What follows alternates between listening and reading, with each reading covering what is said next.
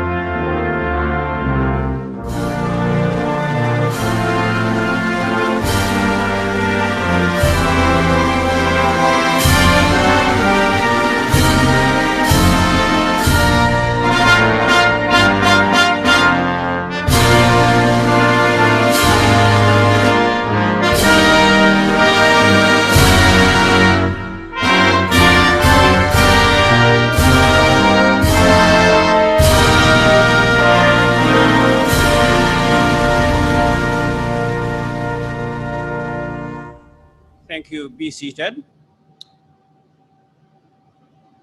I now invite Pastor Samuel Lewis to give us the invocation. In your theme for the conference, I see the word resilience, which is a very important word. My Bible text for today is taken from James 1, 2-4. It says, "My brethren, count it all joy when you fall into various trials, knowing that the testing of your faith produces patience. But let patience have its perfect work, that you may be perfect and complete, lacking nothing." The Bible abounds with verses that warns us against trials and hardships. We do not have to look deeply in our life and in the lives of others to confirm that we live in a world of pain and injustice, not to mention COVID. Sometimes we deal with trials that are the result of our own wrongdoing. At times they come upon us for no apparent reason.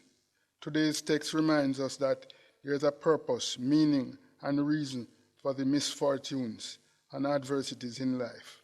According to the Apostle James, they serve to teach us patience. Ultimately, they bring us closer to perfection. Secular studies also try to explain the reason for suffering. Victor Gorzel, researcher and promoter of peace and social justice, and his wife Mildred, a secondary school teacher and professional author, wrote a book entitled Cradles of Eminence. It is a study describing the childhood of hundreds of famous people. For example, Franklin D. Roosevelt, Mahatma Gandhi, Winston Churchill, Albert Schweitzer, Rockefeller, Mark Twain, William James, Sigmund Freud, Robert Kennedy, Nelson Mandela, and Walt Disney, Mother Teresa, Tiger Woods, Oprah Winfrey, Hillary Clinton, and Bill Gates. Surprisingly, many of these grew up in troubled environments. A number of them hated school and their teachers, and strict, overbearing, and unsuccessful parents. Some of them even suffer from physical defects and disabilities. Despite all these challenges, they became men and women who inspired respect and admiration and brought great achievements to mankind. The difficulties could have been unsurmountable barriers, but these misfortunes were the force that pushed them to unexpected heights. The author explained that the resilience, which is a kind of elasticity or ability to withstand limitations or hardships, was the key to the triumph of these individuals. But true resilience does not exist without divine intervention. I firmly believe that the Creator placed this ability in every human being, not only to achieve professional and personal success, but also to help us develop our character and to draw us closer to Him. May God be with you in this conference. Shall we pray? Our Heavenly Father, we thank you for life and we thank you for this conference and ask your special blessing on it, on all its participants and all who will be presenting. We ask, dear God, that you will hold up the internet connectivity and that everything will go well. May it be a blessing and a blessed conference, and may many people benefit from it. We pray these mercies in Jesus' name. Amen. I now invite Professor Gale, University President, to give a welcome and opening remarks. Professor Gale. I welcome you warmly to the University of the Commonwealth Caribbean's 4th Annual Academic Research Conference under the theme, Developing Innovation, Entrepreneurship, and Technology for Global Competitiveness and Resilience. I would like to acknowledge some of our distinguished participants, including Mr. Kevin Powell, Director of the Department of Student Affairs, Mr. Colin Turner, Applied Research Lecturer, and Ms. Suzette Sylvester, also an Applied Research Lecturer, Dr. Donald Roons and Dr. John Fulton, who will judge the student research posters, and Ms. Kayan Morgan, Student Council President, who will provide closing remarks at the end of the first day. I also acknowledge Dr. Thomas Monday, Senior Director of the College of Graduate Studies and Research, Pastor Samuel Lewis, who provided the invocation as University Chaplain, Mrs. Tamari Rob Duncan, Campus Manager from the UCC Ocho Rios campus, who will moderate the interactive panel. I'm delighted to also acknowledge Mr. David Wan, President of the Jamaica Employers Federation, who is also Finance Director for the UCC Group of Companies, and Mr. Danny Roberts, CD, JP, Head of the Hugh Lawson Scherer Trade Union Education Institute at the Consortium for Social Development and Research. Also, Mr. Arnaldo Brown, former Minister of State in the Ministry of Foreign Affairs, and Dr. Andrew Spencer, former Executive Director, Tourism Product Development Company Limited, and Deputy Executive Director, as well as Senior Lecturer at the Mona School of Business and Management. And Dr. Donald Rooms, University Lecturer, Florida International University. And Mr. O'Neill Dow, Student Council, Immediate Past President. Allow me to acknowledge also Dr. Yvonne Dawkins, Associate Vice President for Academic Affairs, and the following UCC faculty representatives who will make presentations: Dr. Delroy Chevas, Mrs. Paula Roden, Dr. Kurt Brown, Ms. Sandra Bloomfield, Dr. Shauna K. Porter, Ms. Shalika Burris, and Dr. Tashika Melville. I acknowledge also Dr. Peter Nadja, Head of Department in the Department of Mathematics, and Dr. Delroy Chevas, Visiting Scholar, who will perform the function of rapporteurs. In the course of developing and maintaining an excellent teaching and learning environment for our students, in common with the other 3 institutionally accredited universities in Jamaica, the University of the Commonwealth Caribbean has set out to encourage research-driven teaching by recruiting and retaining an increasing number of doctorally qualified and research-active faculty members, and by encouraging professional service, such as research design, development, and publication. UCC's annual research conference represents an integral part of this process. Let's consider the elements in our conference theme systematically.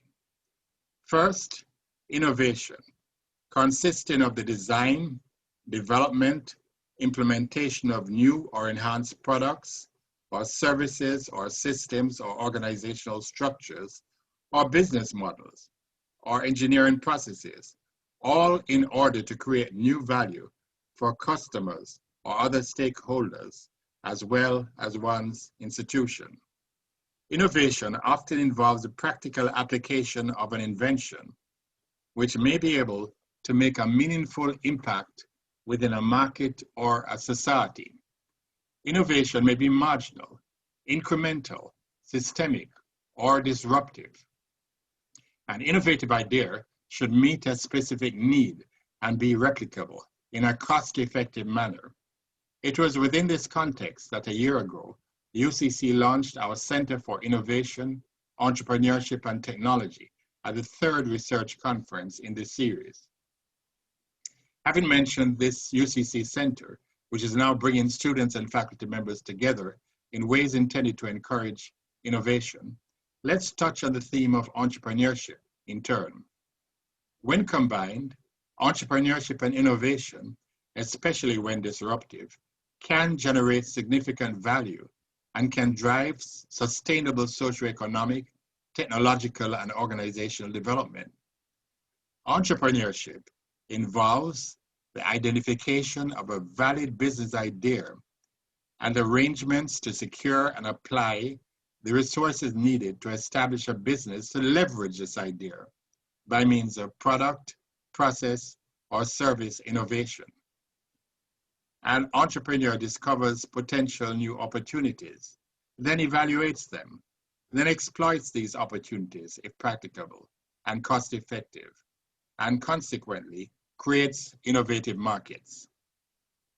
We are all now anxiously awaiting a particular type of new technology in the sense of a safe and effective set of vaccines that can immunize at least a significant proportion of the world's population, including Jamaicans, against the coronavirus pandemic. Technology comprises the techniques, skills, methods, and processes used in producing goods or services, or in processes such as scientific or medical investigation. Technology is increasingly associated with knowledge development, knowledge management, and knowledge application, as in the case of the fourth industrial revolution, leading to the increasingly ubiquitous and automated Internet of Things, as well as to the proliferation of hackers seeking to access information that can be converted to their own nefarious uses. Meanwhile, we are all currently benefiting in the course of this remote conference from information technology in the sense of computer use to store, retrieve, transmit, and manipulate data or information. Technology changes and manipulates the human environment in ways that can yield both benefits, such as hydroponics or the establishment of vertical or rooftop gardens in cities, which can help to improve the temperature as well as improve the attractiveness of any location, and dangers such as climate change, which is now clearly related to weather events, including hurricane frequency and intensity, for example. Let's turn to the theme of global competitiveness. The World Economic Forum defines global competitiveness as the ability of a country to achieve sustained high rates of growth in gross domestic product per capita. A complementary and equally important form of global competitiveness is captured by the Social Progress Index, which ranks countries on the basis of 50 measures of well-being, such as nutrition, safety, freedom, health, education, and the environment, so as to focus upon quality of life. As a matter of interest, the Social Progress Index for 2020 ranks Norway, Denmark, Finland, and New Zealand from first to fourth on these measures. Finally, resilience may be viewed as the capacity of any given system, such as a country, to absorb and mitigate changes and disturbances, while retaining essentially the same identity, structure, mission, objectives, and values, allowing for constructive continuity.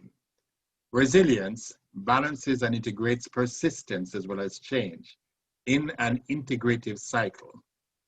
In measuring resilience, we're measuring the capacities that allow households, communities, institutions, and countries to continue functioning effectively while responding in such a way as to maintain or enhance well-being in an environment characterized by shocks and stresses.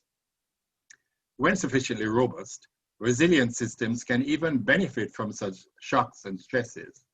We have all encountered the saying, "What doesn't destroy us can make us stronger." Both hurricanes and pandemics represent tests of national and international resilience, whether in Jamaica or elsewhere. This conference responds to the themes that I have just summarily overviewed. The first day of the annual Academic Research Conference focused upon our students and applied research, including interviews with research lecturers, student poster presentation, and a panel of student innovators and entrepreneurs, followed by an evaluation of student research posters and closing remarks from the Student Council President. The second day of the conference addresses subtopics such as employment, labor relations, innovation, technology, tourism, and entrepreneurship in the course of an interactive panel of experts moderated by the UCC Ocho Rios campus manager, Mrs. Tamari Rob Duncan. This is followed by the plenary session moderated by the Associate Vice President for Academic Affairs, including 7 faculty representatives, followed by comments from the rapporteurs, Dr. Peter Nadja, who heads the mathematics department, and Dr. Delroy Chevas, visiting scholar. This year's conference will end with closing remarks from Dr. Tom Amundi, Senior Director, College of Graduate Studies and Research. I thank you so much for your attention to these opening remarks. Thank you, Professor Gale. We now move to the next item in the program. The next item in the program is interactive panel to last about 90 minutes, and it will be moderated by Mrs. Tamari Rob Duncan. Mrs. Rob Duncan, take it away and do your thing. Good morning to our esteemed and honorary guests, my esteemed colleagues, or accomplished panelists, or students and other participants in today's conference. I have the honor of moderating today's panel discussion, and I will now introduce the panelists for our interactive session and provide a brief background on each, which will be followed by the discussion, and later we will ask our panelists to respond to some of our viewers' questions. We will begin with the introduction of Mr. David Wong.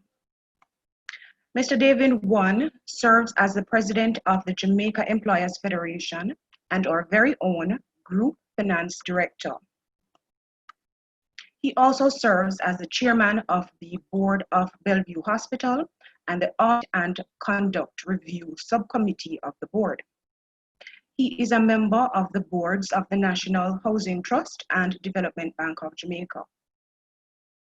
He has extensive experience in banking, wealth management, and insurance, both in Jamaica and internationally. Mr. Wong has served as the Chief Executive Officer in investment and stockbroking, life insurance, and banking, and is a member of the Investment, Finance, and Loans Subcommittee of the DBJ. Next, we have Mr. Arnaldo Brown. Mr. Brown is an attorney at law and our very own legal officer. He's a graduate of the Glenmuir High School and the University of the West Indies. He further earned a postgraduate degree in political science and international relations. Mr. Brown was called to the bar in 2002 and started his own practice, Arnaldo A. Brown and Company, in 2007.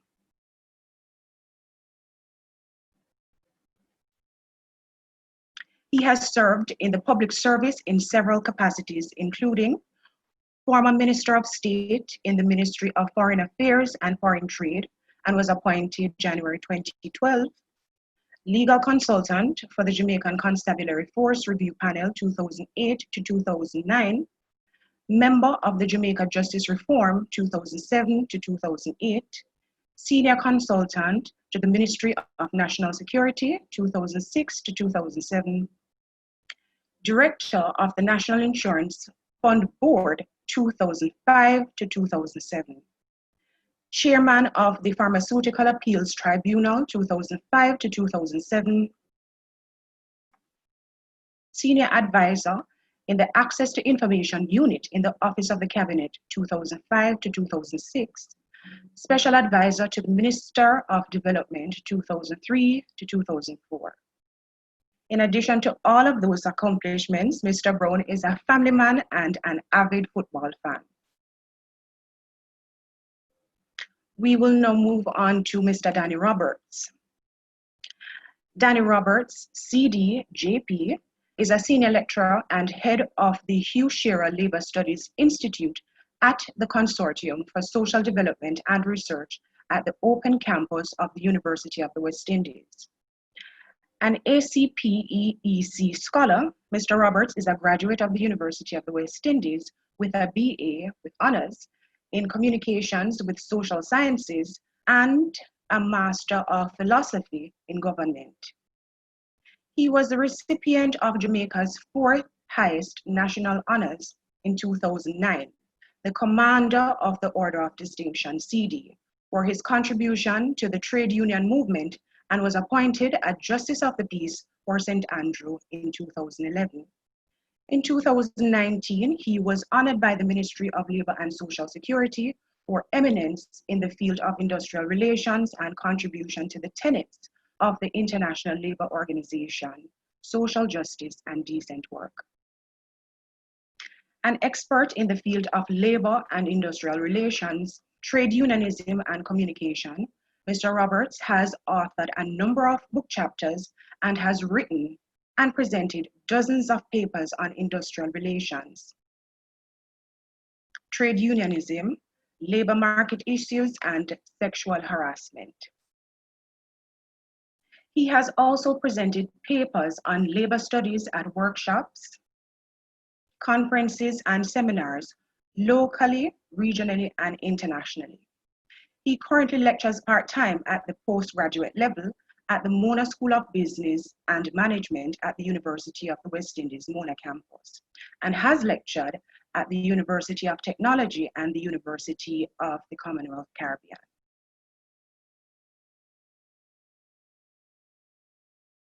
I would also like to introduce Dr. Andrew Spencer. In 2011, Dr. Andrew Spencer received his PhD in Tourism and Strategic Management from the Bournemouth University in the United Kingdom. Prior to receiving this academic accomplishment, he holds a Master of Science in Tourism and Hospitality Management from the University of the West Indies Mona, which was obtained in 2005, and prior to that, he obtained a Bachelor of Science in Tourism Management. Dr. Spencer is the CEO of the Tourism Product Development Company of the Government of Jamaica. His research focuses on the determinants of technology adoption for travel retailers, with particular emphasis on the strategic management implications for owner-managers. He also has experience in the field of consultancy with the United Nations Environment Programme with Professor Anthony Clayton, and he has worked closely with the Jamaica Tourist Board to conduct training for faculty advisors to tourism action clubs in secondary schools across the island of Jamaica. One of Dr. Spencer's inspirational quotes that he lives by is, "Some people dream of success, others wake up and work for it." On our panel as well is Dr. Donald Roons. Serving on the UCC Board of Directors as one of the founding board members and on the foundation board are only two of the many roles that Dr. Ronald Roons performs. He was the director of the Weekend BBA program at Florida International University from 1996 to 2009, and a founding faculty director of FIU's Executive MBA Jamaica program from 1999 to 2008, partnering with UCC. Since then, he has served the College of Business as an assistant chair of the Department of Management and International Business from 2006 to 2018, and currently serves as faculty director for Student Success Initiatives. Dr. Roons holds a Doctor of Business Administration in Management from the University of Maryland, which was obtained in 2016, a Master of Business Administration from Florida International University, obtained in 1999, and a Bachelor of Science in Geology from the University of the West Indies in 1982. His accomplishments in Jamaica helped to pave the way for other FIU colleges to enter the Jamaican education segment. He is also the recipient of the Florida Campus Compact Community Engagement Educator Award, which he gained in the year 2014. Dr. Roons has solid expertise in teaching in several modalities, including online, large classes, face-to-face, and hybrid, and faculty-led study abroad programs. His areas of expertise at FIU currently include strategic planning and management, entrepreneurship, innovation, and global startups, and implementing service learning as teaching pedagogy.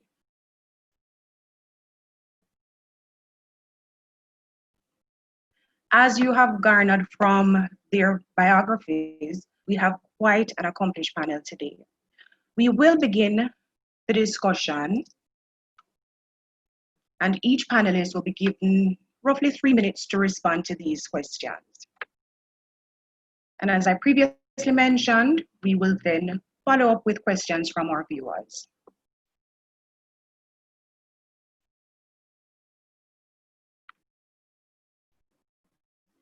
I would like to start with Dr. Roons. So our first question is, how has the global pandemic impacted your sector in terms of competitiveness and resilience? Good morning, everybody. It's such a pleasure to join you and to be part of this distinguished panelist. And I do recognize a lot of friends here, and it's another privilege to serve in this way. Just to take that first question, I know that entrepreneurship was defined so very well by Dr. Gale earlier on, but I'd like to just preface my remarks quickly on a workable definition that really supersedes everything I have to say here on this topic. It is by Brooks, 2009, entrepreneurship is a relentless pursuit of opportunity without limitation of resources. So it's like what you have in hand you use to create opportunity to look at how you can marshal additional resources to go ahead and implement new products and services. So this definition really tells the work of what entrepreneurs do. It's both opportunity seeking, pursuing, and it's also recognizing opportunities. Not everything that might mask itself as opportunity is a real opportunity. So the entrepreneur is skilled in just determining for him or herself what is a real opportunity here. And in that, it's very important to recognize that Schumpeter, one of the foremost grandfathers, if you like, of entrepreneurial thought, 1950 wrote about entrepreneurship as creative disruption. And in this case, when we think of COVID-19, it's clear to all of us that the disruptive agent was a virus. And so if we think of the virus as being a disruptive agent in the aftermath of all that has happened over the last few months, we have seen a spate of entrepreneurial development across the globe, in Jamaica, here in the US, everywhere. I know that if you go back and look at other pandemics or other disasters, I think of one in 2010 when we had the earthquake in Haiti. The Haitian economy was disrupted greatly. And as they fought with issues of resilience, entrepreneurs were heard to express a deep desire to, quote, build back better. Sounds familiar, right? Now you know where that phrase came from. But they had a huge desire to build back better, and that was recorded by Williams and Shepard in 2016. But the truth is, fast forward to 2020, and you look at COVID-19, and you see that the same thing is happening. There's been huge disruption. Everything that has happened around us, you hear about our norms being disrupted, and everybody talk about a new norm. And so the COVID-19 plunged us into the US economy into a recession, much of the world economy seemingly the same way. And we are slowly climbing out of it. In fact, this week, the Wall Street Journal declared that the US is officially out of the recession. But despite all of that, even after records after records, setting record after record in terms of the recovery path, we still know that a lot of people are still without jobs. So new job creation is one index that we can use to measure how we're doing, how we're producing, and so on. Many are still hurting, however, and even today, unemployment in our sector here is still between 8 and 9%. 870,000 new jobless claims today, a slight rise in that category. So the pandemic has affected everything. Politically, we can see that the government stepped in with stimulus after stimulus. They're now debating a second round of stimulus to small businesses even. And so we can see that this has signaled multiple business stressors. And for other small businesses, micro businesses, some have gone out of business. Bankruptcies have led to eventual closure. And it is estimated that more businesses, especially in the tourism sector here, restaurants, will go out of business soon. So it is a disruption. And in the result of this disruption in industries, in the supply chain as well. So we know that when things happen like that, when we have disruption, it leads to shortages. And if you go into any of the mega marts or any of the sovereigns or in the US, the Publix, or if you go wider afield across the world, any of the Aldi's or, you know, these great Walmarts, if you go into any of these where groceries are sold, you will see empty shelves, or we saw that, empty shelves. The greatest one was the toilet paper, right? One of the greatest manifestations out of this shortage is what we call uncertainty and PISS, P-I-S-S, yes. Pandemic-induced stress syndrome. That's what I call that. And that's literally seemed to seep, no pun intended, through the entire society. And people started hoarding toilet paper. To this day, I don't understand why they hoarded toilet paper. Because, you know, we discover later on that there's something called soap and water, you know, if push really came to shove. Again, no pun intended there. But there were other behaviors like scrubbing produce and sanitizing every wall, every doorknob, and so on. What did this do to business? Created opportunities. So that's what I'm saying. So we heard companies like My Pillow suddenly jump into producing masks. And they were producing hand sanitizers. We heard the government calling traditional manufacturers like the Ford and the GMs and IBM and 3M, and they got into producing not just masks, but bigger things like ventilators. And now the big pharma is into, as we heard from our Dr. Gale earlier on, are into the search, the relentless pursuit, again, of opportunity, of finding a vaccine. So that's how it has disrupted our sector of entrepreneurship. It is disruption, as Schumpeter found, no different today, leads to new opportunities or new opportunities. One other thing I'll say quickly about resilience. So while organizations were plotting strategies of how they would cope and bounce back, because that's essentially what resilience is, we can draw on this theory, the ability or the capability of an element to return to a stable state is what is defined as resilience. Well, from this notion of resilience, we can apply it to organization. This definition really drastically does not change at all. It's the same thing, bouncing back. Resilience is therefore related to both the individual organization response to turbulence and discontinuity. Barma, 2011. So resilience then means finding a new norm. We've heard this term a lot, finding a new norm. For schools, it is when are we going to open? When are you going back to school? For our university systems, it's about, well, how do we manage academic continuity? And so resilience means something in these times to everybody. We're all affected by this. So the changing and the challenge really is not necessarily about a one-time new norm, but maybe it's going to be a challenge of a series of new normals, if you like. And so we're bouncing back. Bouncing back is never going to be easy. It's not easy. There's no one-size-fit-all kind of way to bounce back. And so I think these are my opening remarks to this question. And I'll certainly stop here in the interest of time, and we can discuss other things later. Thank you. Thank you, Dr. Roons. We're going to move on to Dr. Spencer.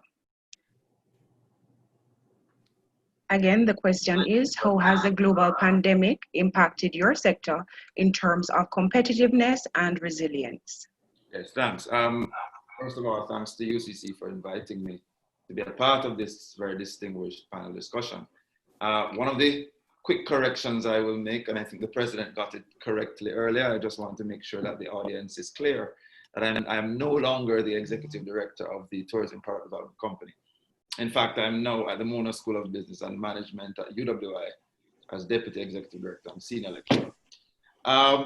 So the interesting thing about tourism and crisis is that I've actually never seen a problem that has not affected tourism.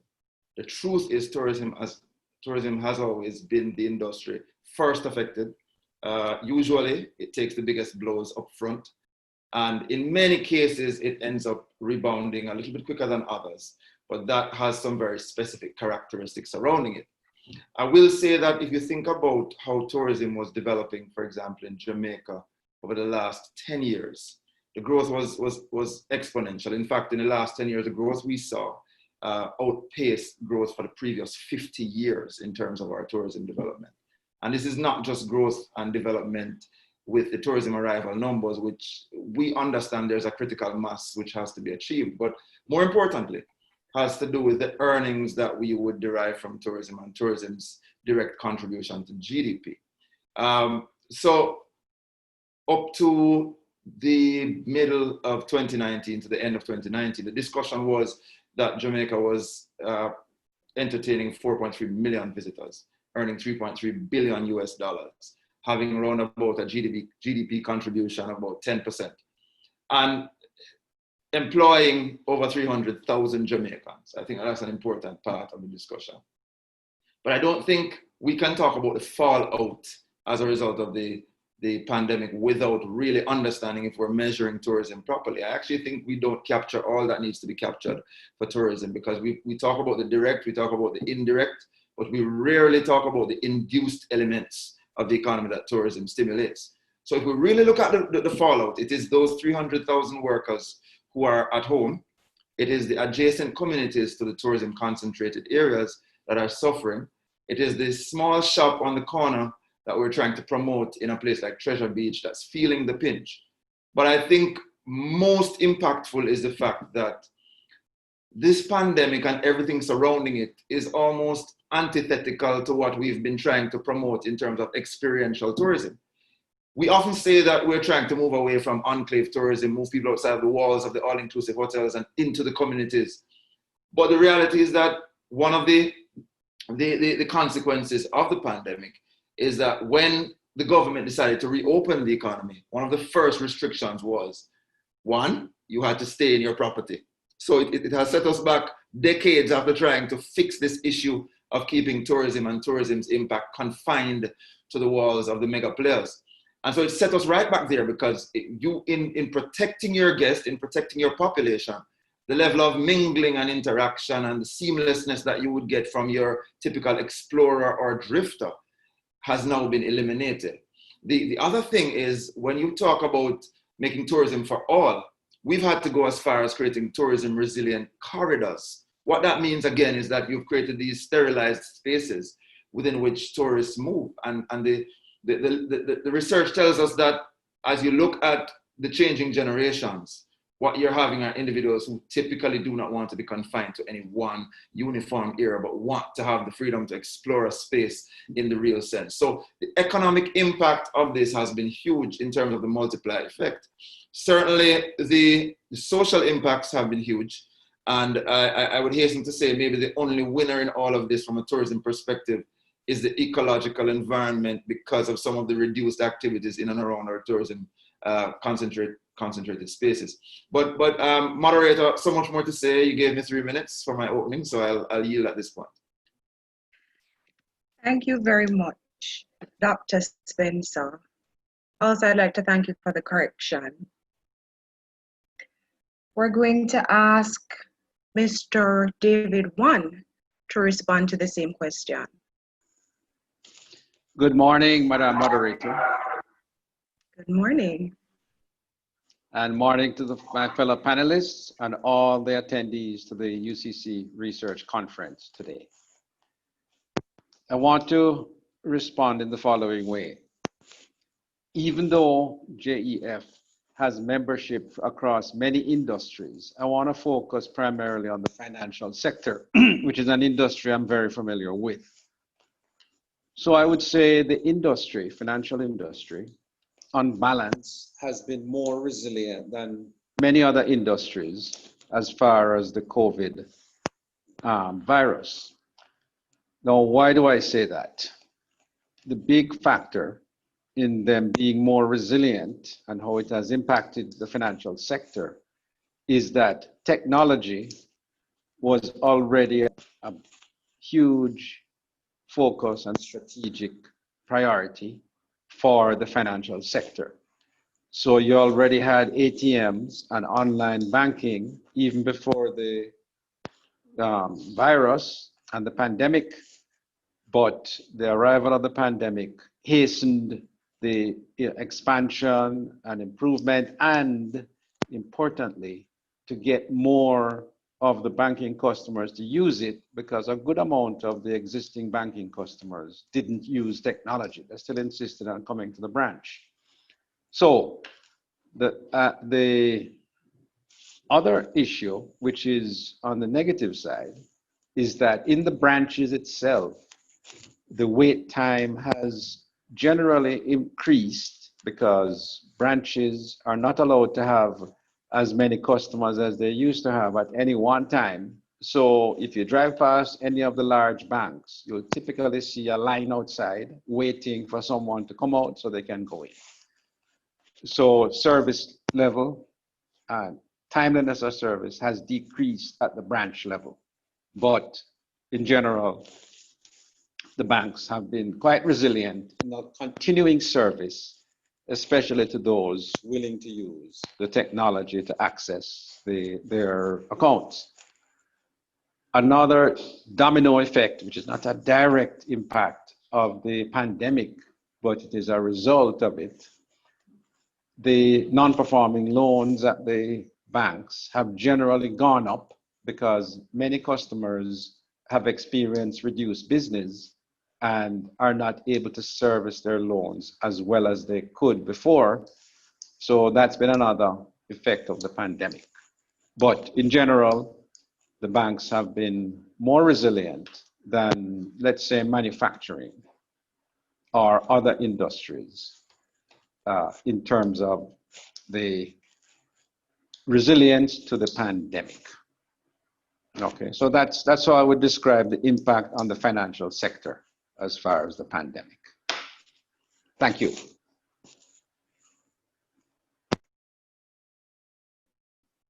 Thank you, Mr. Wong. We are going to move on now to Mr. Danny Roberts. Mr. Roberts?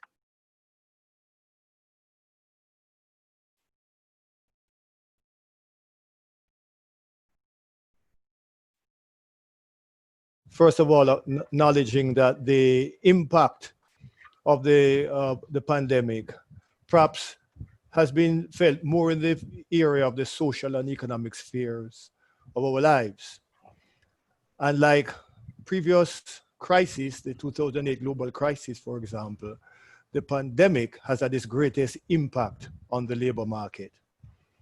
And like the rest of the world, we have seen two basic issues affecting the employment class, the laboring class. One is that there's a permanent damage to employment relationship and labor force attachment, as we have seen. And secondly, we have seen temporary loss of work and decline in income. The problem is that the labor market effects have not been evenly borne across occupational groups or at educational levels. In fact, it is the low-wage workers who have borne the brunt of the economic pain, especially those that they are involved in what they call in-person tasks. That is like our household helpers. Another impact of the pandemic is seen in the economic outcomes. Inflation, for example, in June of 2020 was 1.4%. And if we annualize that, we're looking at somewhere in the region of 16%, which will be the highest over the last 10 or so years. The agricultural sector in particular in June had an inflation rate of 14.4%. And the estimates, certainly from the Economic Commission and Latin America, the Caribbean, as elsewhere, is that the overall impact of this pandemic is likely to see roughly about 30 million people throughout Latin America and the Caribbean falling into poverty. But on a more collective bargaining industry organizational level, employees have seen some negative impacts from the COVID-19 in terms of the employment relationship. For example, many employees are faced with problems relating to sick leave benefits during periods of quarantine.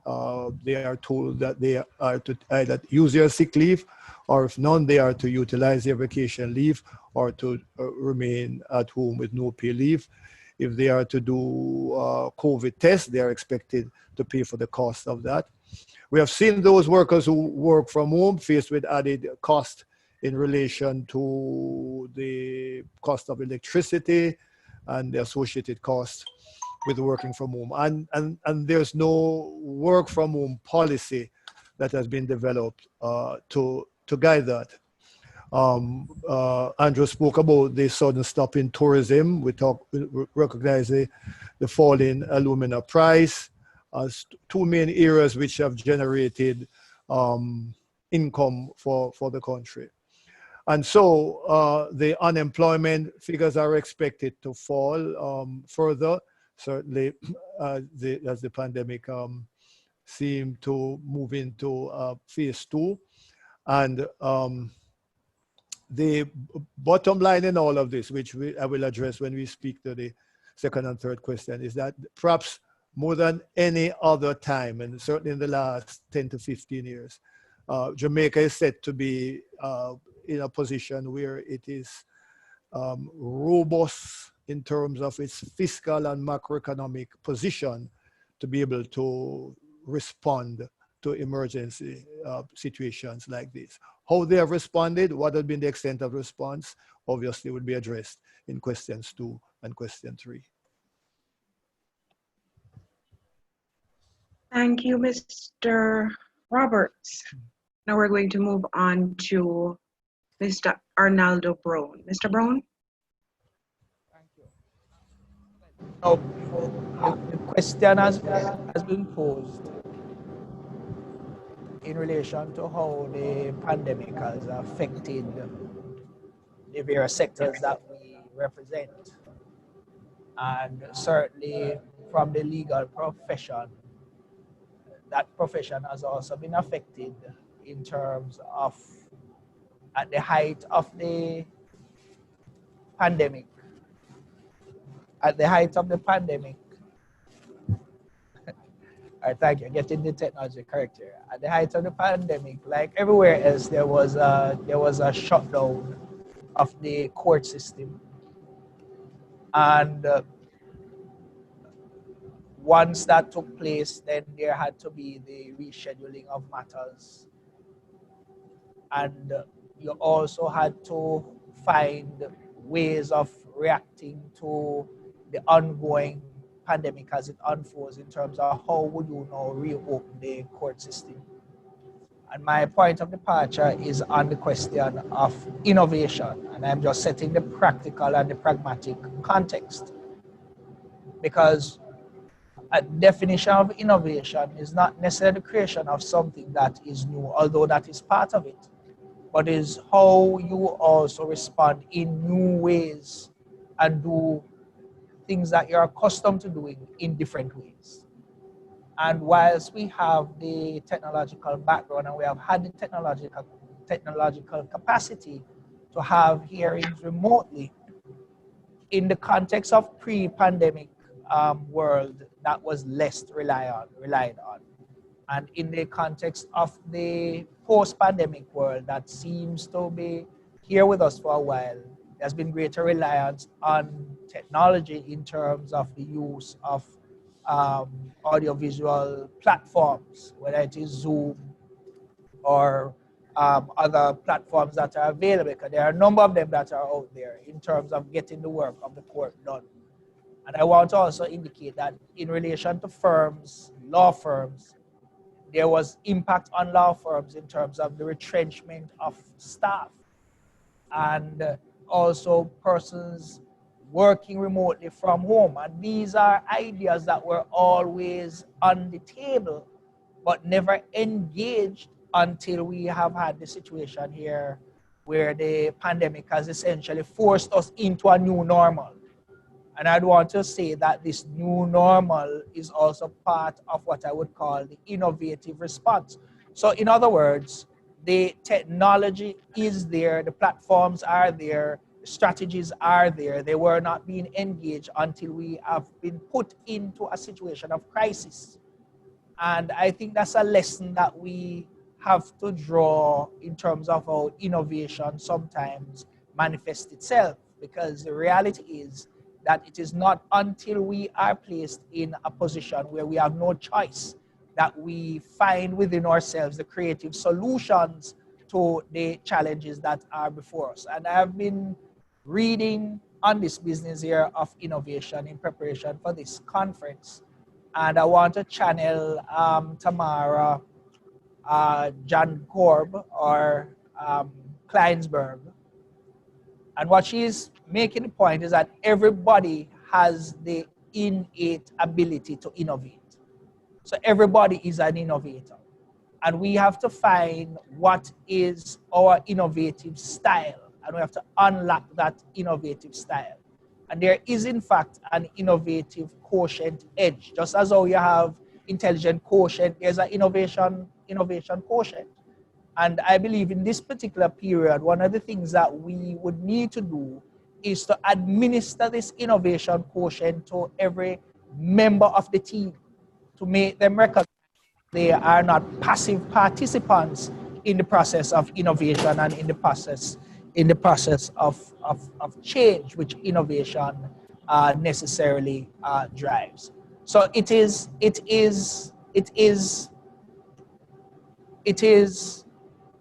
an ongoing situation, because there is no sign that this pandemic is going to let up.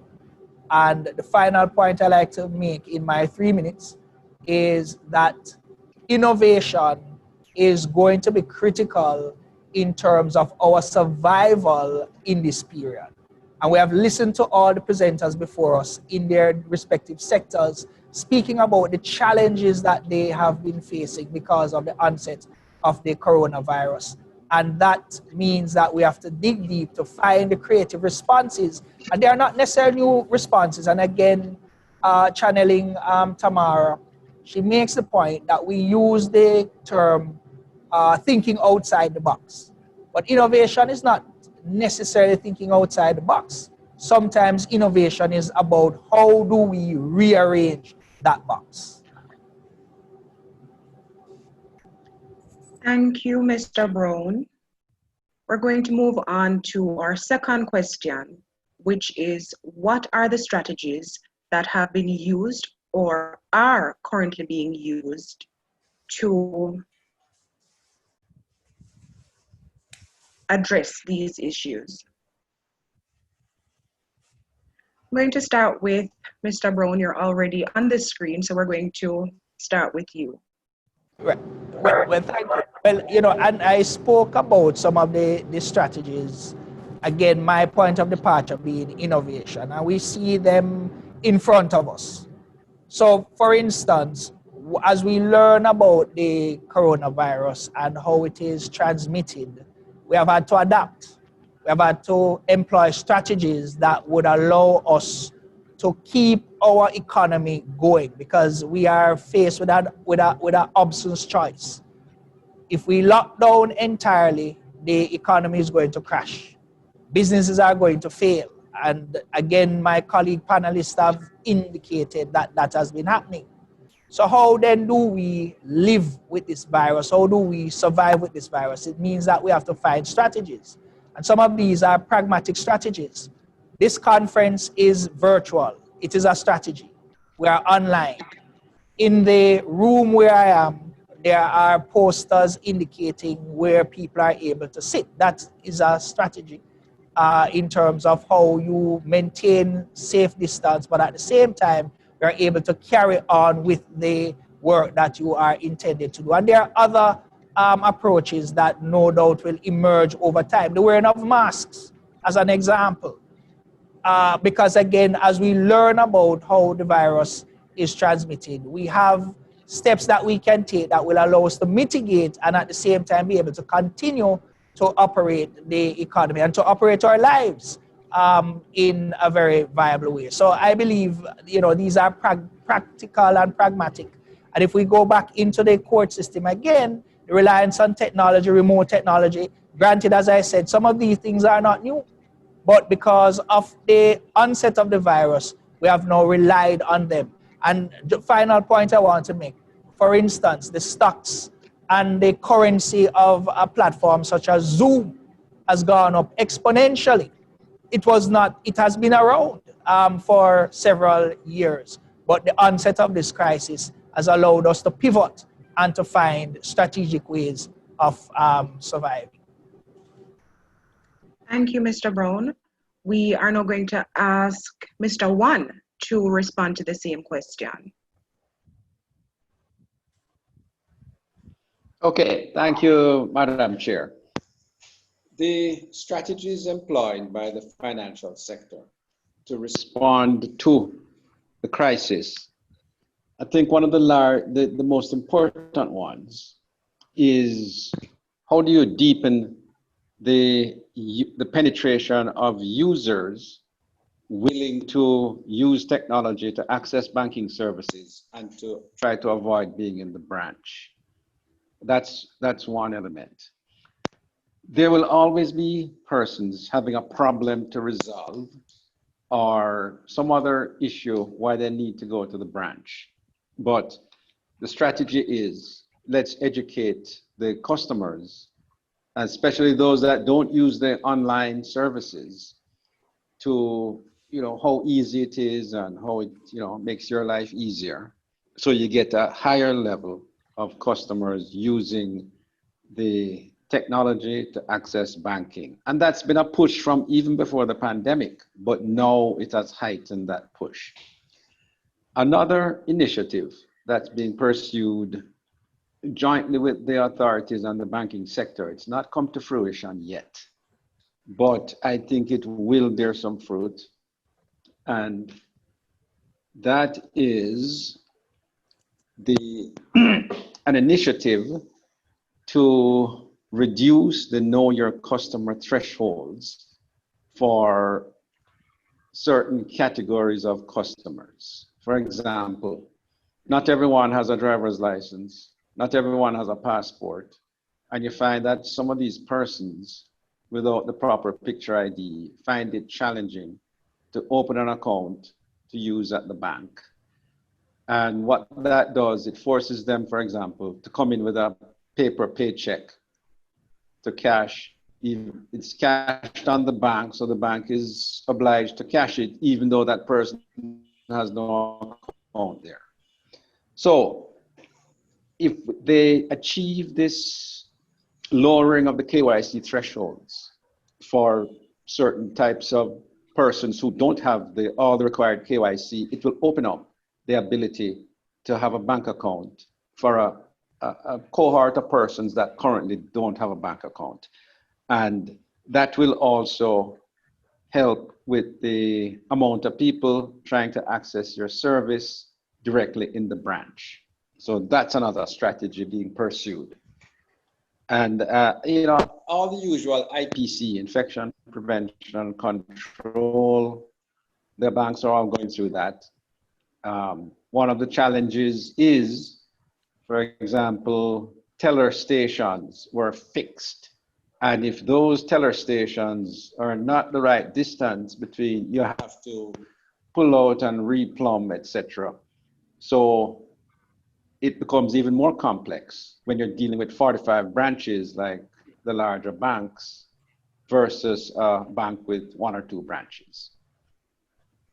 So those are some of the things they're trying to do, and some of the things that have caused some delay in becoming compliant with the requirements of the Ministry of Health and Wellness vis-a-vis your physical facilities in response to the COVID pandemic. And that's what I have to say for the second question. I thank you. Thank you, Mr. Wong. Dr. Spence. Sure. Thank you very much, moderator. I think, as I think about tourism, one of the things that comes to my mind almost immediately was what was tourism prior to this pandemic. Danny referenced the crisis of 2008.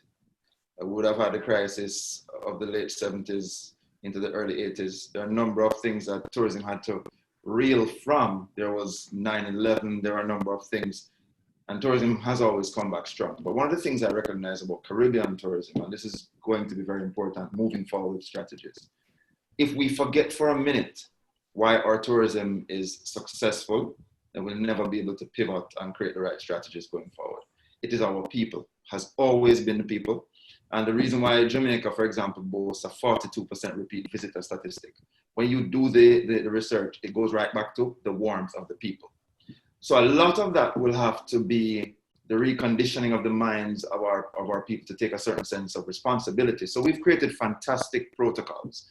Excellent. I mean, protocols developed in Jamaica were borrowed by multiple countries, was adopted by the World Travel and Tourism Council. Elements of it went into other people's protocols because the document is solid. But I recognize that while some of the elements focus on some of the harder, more tangible infrastructural type things, a lot of it comes back to the personal responsibility and the mindset. So we had gone quite a long way of changing the minds of the people to say, people say that it is their warmth that pulls them to the shores. But some of that warmth gets us in a little trouble sometimes. So we went through a period just before COVID of sexual harassment issues. I see Danny smiling. And one of the things we had to go in and train people to do was, okay, learn to be friendly without violating people's personal space. And even sometimes when you're invited into that personal space, you have to make a judgment call that in the interest of staying away from fraternizing and things that could be a gray shaded area, try to desist. So what COVID did was to put new steam, new energy behind the effort to change the mindset. And again, it involves further distancing. People refer to it as physical distancing or social distancing. A lot of that will have to be driven by our employees in the space, but let's not forget to take care of the employees in this time. The key strategy has to be continue with the tourism pension scheme and other things that deal with the welfare of individuals. Yes? Continue with the programs of certification, because what we had a lot of in our space were very skillful people who did not have anything in writing to validate their skill. So keep doing this kind of certification, make your people ready. Keep engaging in more of the human capital development initiatives and ensure that the people are standing ready to execute. Now, here's one of the realities. As tourism developed throughout the region, there were multiple things that were considered to be inconsistencies. There were things that were considered to be misaligned. For example, the treatment of the guest versus the treatment of the host. I think we have to exercise greater parity in how we treat with something. So don't require, for example, your employees to wear masks, but guests can run around frivolously without a mask. And that's a very, very specific example.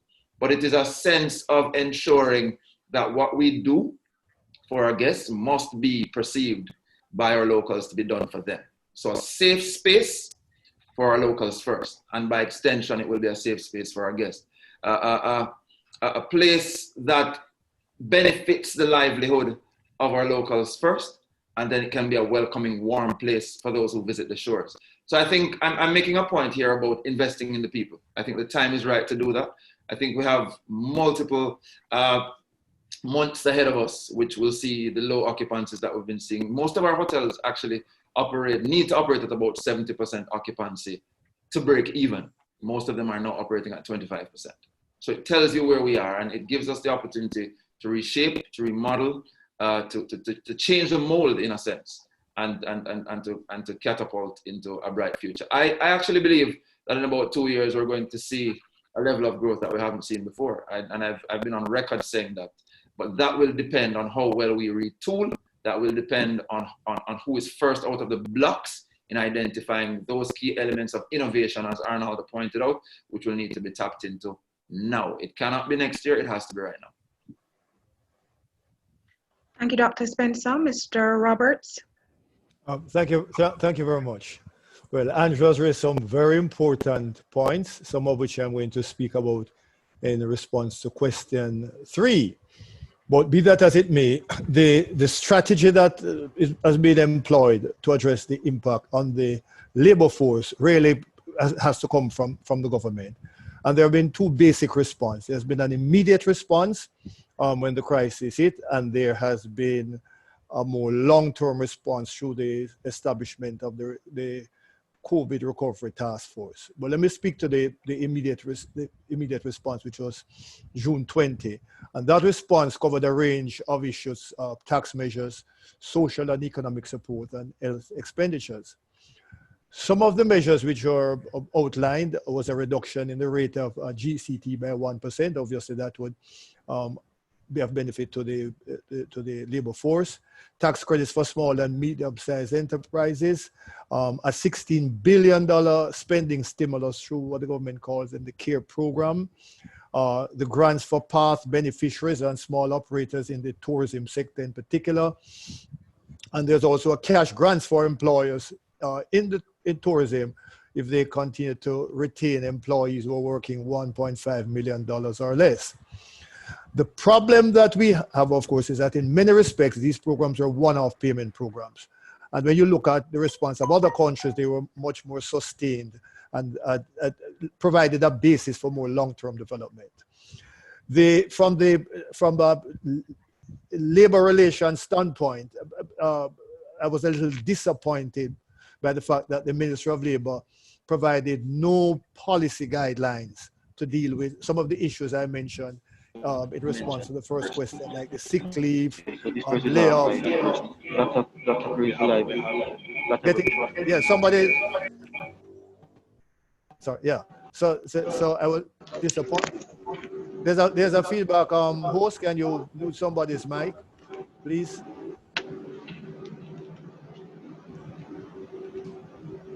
ISNT, please mute your mic.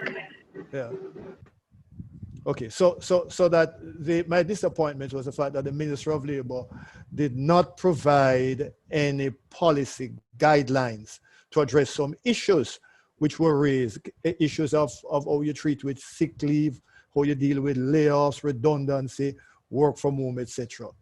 And so in the immediate response, that what we saw was the absence of any policy guidelines to address issues relating to labor relations, and that of which Andrew spoke about, the need to make sure that there is a balance between the interests of both employers and employees, and we continue to maintain a congeniality and a level of mutual respect.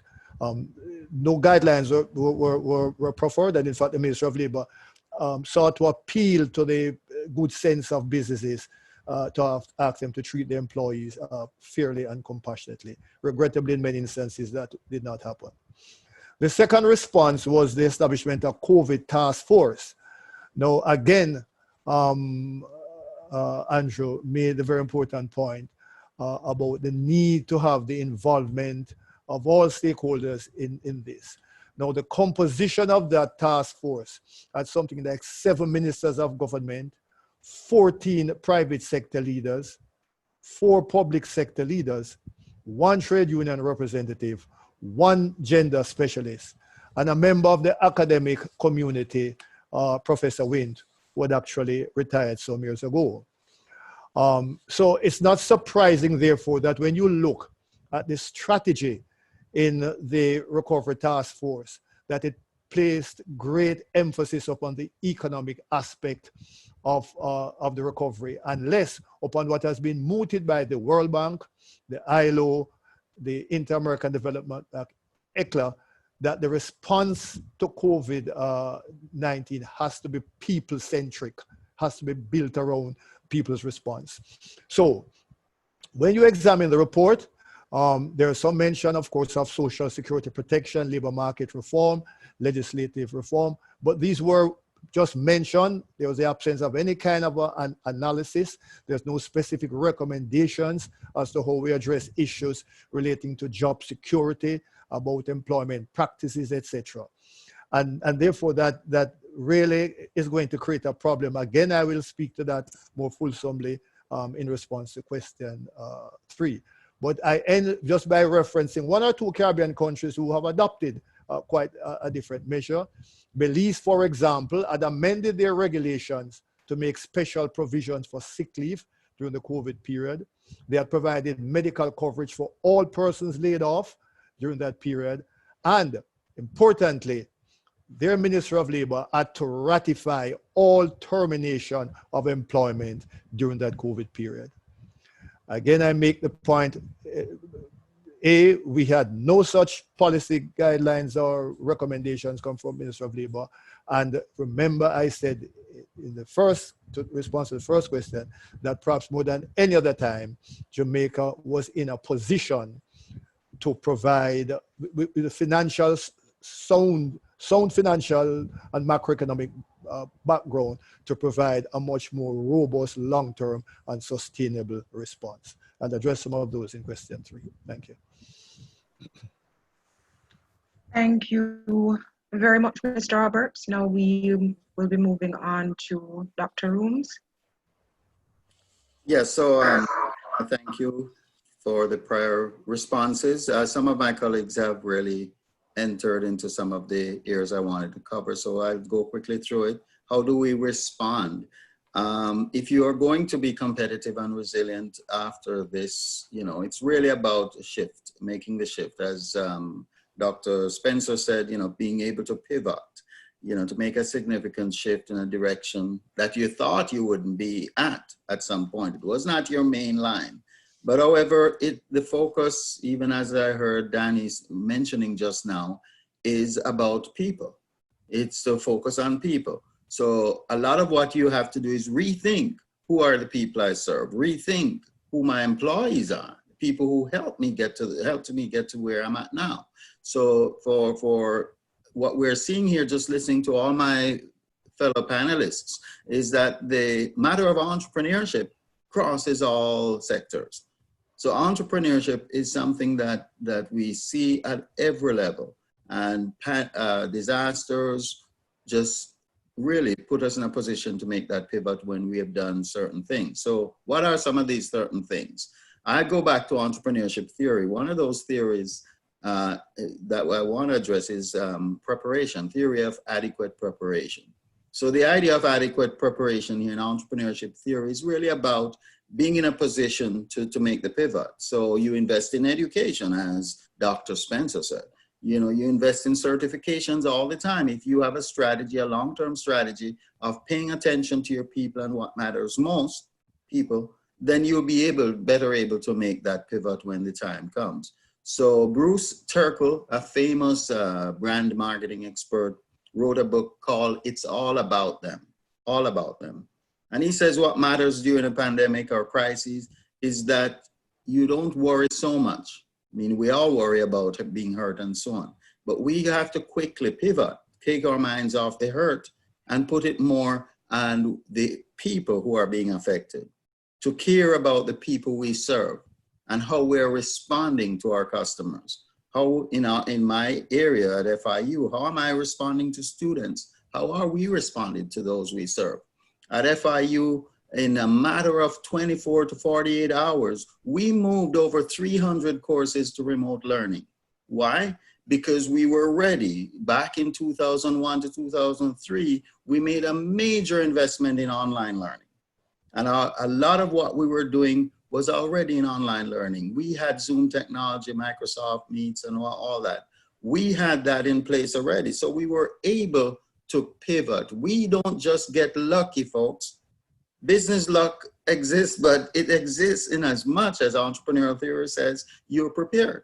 You invest in preparation, and that works for competitiveness of nations across the globe. It's about investing when you have a time to invest in what matters most. And a lot of time that is in your people. So well said, Danny. Another theory is about environment. And quickly, what the theory of environment is with entrepreneurship is that it is the environment that induces produces the inducing condition for innovation. Back to Anil, one of our panelists said something about the box, thinking about the box, about rearranging the box. So there were shortages of masks and the PPEs and so forth. And all these companies jumped in and realized that some of these production facilities they have latent could be repurposed and resurfaced to provide PPEs and so forth. And so we saw that happening in quick fashion. So quickly, what happened is even yesterday, Amazon announced that between March and now, they've opened up 33 new fulfillment centers across the US. Why? Amazon was already doing very well. But what this is about providing service and being part of doing good while doing well. So they were already doing well, but they can do good for everybody by getting involved in order fulfillment and getting products delivered. They just started opening up all these centers around the US to facilitate orders and delivery. That is how the environment becomes conducive to growth and entrepreneurial growth in particular. Another quick theory is the entrepreneurial trait theory. This is related to resilience. Now, what happens is that the entrepreneurial personality traits of tenacity and risk-taking and persistence, these are the traits that drive the entrepreneur to survival mode. And again, pivoting. Faced with conditions of uncertainty, disruption, and turbulence, no problem for the entrepreneur. It's just a challenge to move forward into a new era. So under these conditions, entrepreneurship thrive. So this is the response I'm seeing even in small time businesses. Around the corner from my house, I have a village dry cleaner service. Take my shirts there every week, my pants every month. But as I go there, I see every time I walk in there from they've been reopened, I see evidence of this here. What is happening? I see a lady who runs this operation as resilient as they come. She's gotten into producing sewing masks, producing masks. These are social entrepreneurial efforts, realizing that there is a need. And while my regular business is suffering a little bit, I can get involved into a social need. What are needs? Their problems, they're producing, they're really clarion calls to the entrepreneur to get involved. Here, there's an opportunity here. And so she's making masks. I went there, bought my first face covering, cloth coverings. I bought from that store because I go there to get my shirts done. And she was involved in that just to survive and find a way. But she said to me that here I am, trying to keep this business open, but I found another outlet that serves the common good. How beautiful and profound is that? So social entrepreneurship, I wanted to say more about this in question 3 as a lesson, but I just use it as an example of what this preparation is all about. So there are all these different ways in which I see entrepreneurship in terms of strategies for response. It's really happening. So the last one is perturbation. There's a theory called perturbation, which is really about displacement. When people are displaced from their jobs or countries during a pandemic, it forces them to seek and to see. Without seeking, you're not seeing. Notice the first 3 letters spell C in seek. When you start seeking opportunities, when you're forced to because of displacement theory, you will begin to see new opportunities and new entrepreneurial behavior. With that, I want to yield back. Those are just some of the strategies. There are much more I can say, but they're more like lessons. So I'll wait for that. Thank you.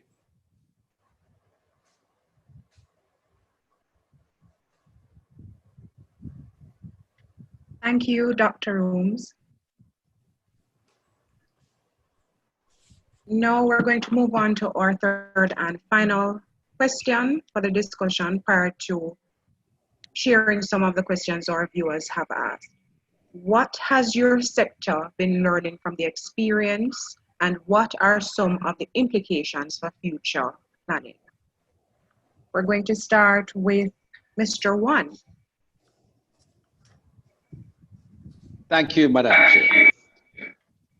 Yeah, the third question, which is what are the learnings from COVID for the sector that I'm going to speak about?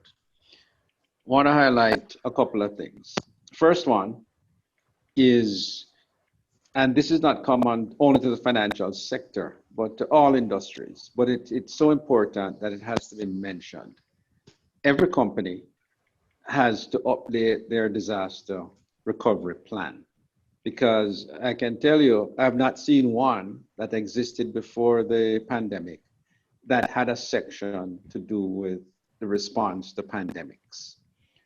So that is so important. And even if you have 300 people working for you, if one person doesn't follow the proper protocols in their commuting from their home to your place, your office, then that can be a weak fence in the whole system. And, you know, we saw the outbreak of 200 plus cases in a workplace in Jamaica early in March, I think it was. And it illustrates the point that every single employee, you know, must be engaged in this disaster recovery plan and execution, which we're going through right now to deal with COVID.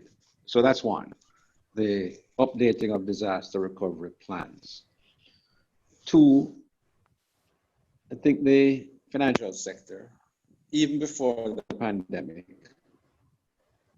was toying with this concept, but again, the pandemic is probably leading more of them to go down this road.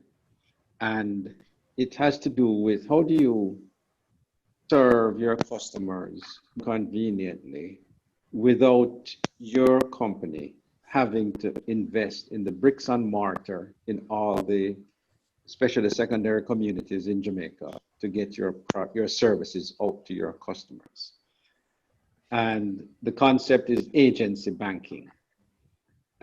There's at least one example I know of where a bank has engaged a third-party independent organization to provide services for the bank. And it is revolutionary in that we understand that companies like Grace Kennedy, they outsource some of their production, put on their label, and then, you know, you have a Grace Kennedy product that was outsourced. But for the first time, the banking sector is outsourcing their front office, meaning having an agent, separate company, deal with the public, and then that entity settles with the bank, and suddenly you have, you know, this Global, I think, is the one that signed up the first agent, and suddenly you have independent person providing service on behalf of Global. So I think that is also going to push other institutions to look at agency banking concept. So those are two strategies that I think are some of the learnings. There are more, but I wanted to highlight both of these as learnings coming from the pandemic, which will trigger future action on these points. Thank you. Thank you, Mr. Wong. Same question for you, Dr. Spencer. Yes, thank you. I think one of the biggest lessons that we've learned, and I think this one is something that we really should take into consideration in how we develop going forward. I think one of the things we've learned is that we have subjected ourselves to the oversimplification of the problem to think that it had to be humans or technology. This notion that it had to be one or the other was something that we crippled ourselves with. And I think now we have been forced to recognize the power of the infusion of technology. And I think because we had been so scared as a set of industry policymakers and developers that somehow artificial intelligence and robotics and everything else was coming to take all the jobs, rather than digging a little deeper to recognize that, in fact, some research I know right now that's ongoing by a close colleague is indicating that the truth of the matter in hospitality is that what you're going to have is the emergence of new types of jobs, different skill sets, different types of individuals required, and so we need to prepare for that. So I think we were forced now into a position of we're thrust into using more technology than we had bargained for. And I think we're playing a little bit of catch up with that. So I think that's one lesson that we have to learn going forward. We need to leverage what we have available to us. The second thing that I think we learned very quickly was just how impactful tourism actually is to an economy. What you started to see happening now, not just with the fallout of tourism and its direct impact on that industry, you started to see a lot of the fallout that David referred to earlier in the financial institutions and that sector related to the fact that tourism has come to a grinding halt. We've started to see a lot of what we've said, because there's a big debate, you know. There's always been this discussion about whether tourism is really an industry or an amalgam of multiple industries because of how tentacular it is, you know? But we now get a sense of what the real impact of a tourism shutdown means for an economy. And it's not just in Jamaica. Multiple countries have felt it. And so you see many of them trying to be agile in terms of what policy positions they're taking now in terms of receiving visitors. And I think we also learned just how highly leveraged our industry is and how propped up it is. I think a lot of that is coming to the fore with the cries of the businesses now, which many of us would have thought, you know, people are being hypersensitive. But when you actually look at the numbers, a lot of businesses are struggling. And I would be surprised if next month, in another 30 days, we don't hear about multiple other entities closing. You'd have seen major airlines sending home thousands of workers. A lot of what we are seeing now happening at the pace that it is taking place is very instructive to us. And so in rebuilding and building back better, as Donald mentioned earlier, and another expression earlier, building back stronger. And as all of this takes place, and as you're trying to ensure that you don't repeat the mistakes of the past, we must be ready. We must be ready to do some of the things we did not do before. We must be ready to upset a few people that we didn't want to upset before. Some special interests will have to take a back seat, because at the end of the day, when you develop in that fragmented way that is designed to benefit a few individuals, what you recognize that happens at the end of the day, even those few individuals who would have reaped enormous benefits are now in a position where they're not able to give back to society and the economy in the way that you'd want them to. So let's, and I don't want to get too much into the philosophy of it, but I think we need to get rid of some of our notions, for example, of trickle-down economics. We need to delve a little bit more into how we can expand the wealth and the livelihoods of the average citizen. Thank you, Dr. Spencer. Mr. Roberts. Thank you very much. I start with a rather famous quotation. The thinking that has taken us thus far cannot be the thinking that must now take us into the future. And so, Arnaldo is partly correct. We need to think outside of the box, but I'd go further to say we need no box. When we look at the experiences of other countries, and since this is a society that places very limited notion on research, we have to, if we examine certainly the research that has been conducted in response to crisis which has taken place in the last 10 to 15 years, and even the response of countries in respect to this crisis, there are some lessons to be learned.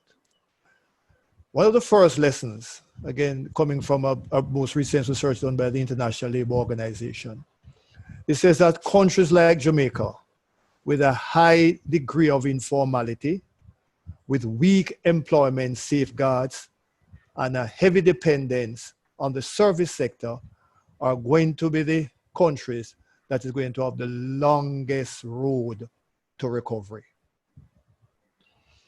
But in that recovery, there are three things that needs to be the primary focus. One is that we need to have policy prescriptions that support enterprises, jobs, and income. Two, that we have to have protection for workers in the workplace. And three, that we have to rely on social dialogue for solutions. That is to say, every stakeholder interest must be taken into account. In fact, a study done by Mexico after the 2008 global crisis found that those persons who were recalled to their existing jobs and who suffered no income loss had the benefit of the firm-specific human capital, had the advantage of the company's operations and the collegiality and the proficiency, had the right combination of general skills, which in fact help them more speedily and readily to recover from that crisis. We also have to, again, look at the experiences and the research that have been done in the last 6 months. A whole heap of research, abundance of research have been done on the implications of COVID-19 on health and labor market and various issues. And what are the common themes? In fact, research done by even organizations that subscribe to the trickle-down economic theory like the IMF and the World Bank. But what they have recognized, that the key provisions relating to recovery must be first and foremost the safety and health of the workforce, must be around the question of working arrangements, must be around the question of providing specific protection for particularly or most vulnerable workers, must be non-discriminatory, and must provide for social protection or employment protection for workers. And we seem to fail to recognize that this is not a dichotomy between employees and employers. Again, the research has shown when you treat employees well, your competitiveness and your productivity improve. There's a study done about 10, 15 years ago, Promalco show, David perhaps would remember that, the Promalco study funded by USAID and the US Department of Labor. And it shows you that where you seek to create that social dialogue,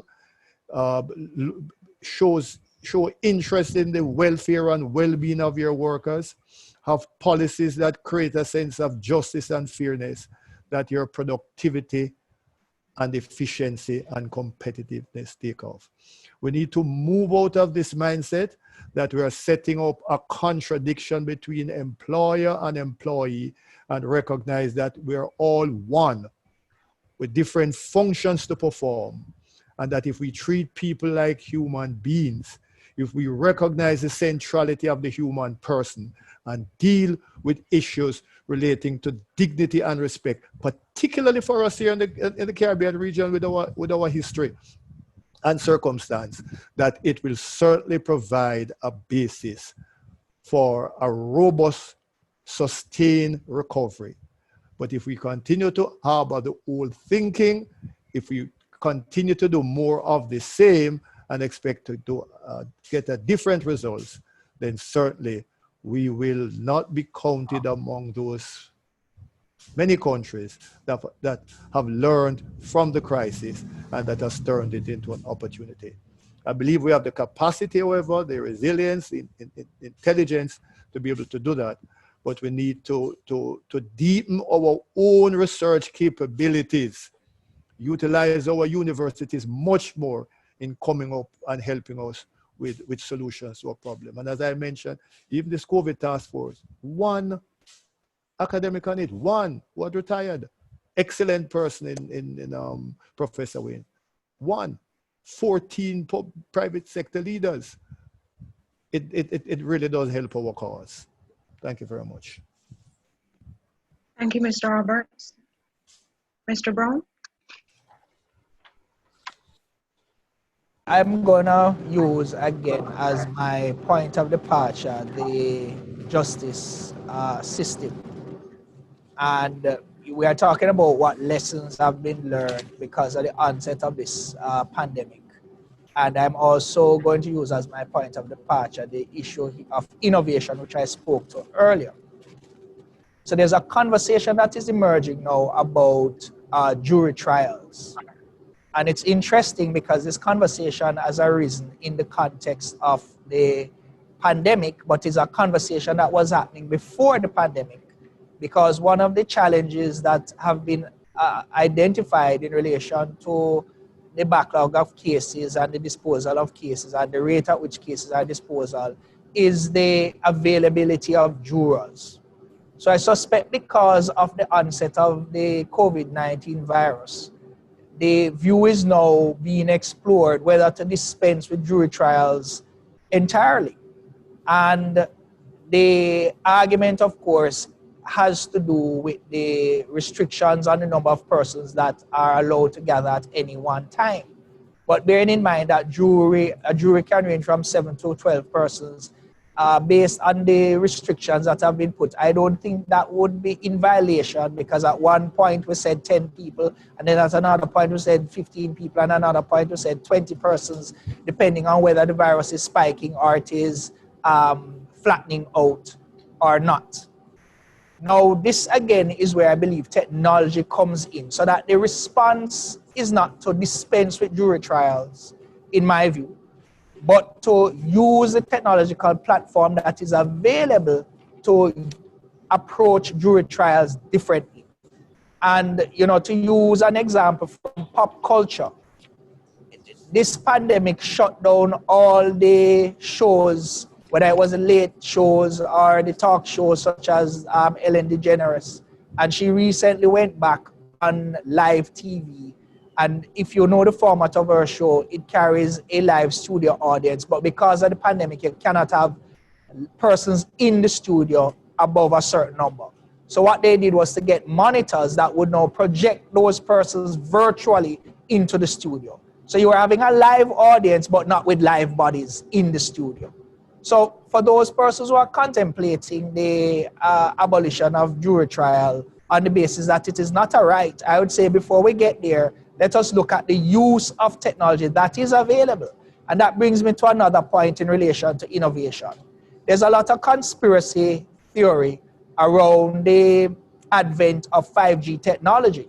But the reality is that the technology that we have will have to improve in order to deal with the changes that are coming. So 4G technology is not now able to carry the bandwidth that is needed to do audio, visual, and all of these things all in one.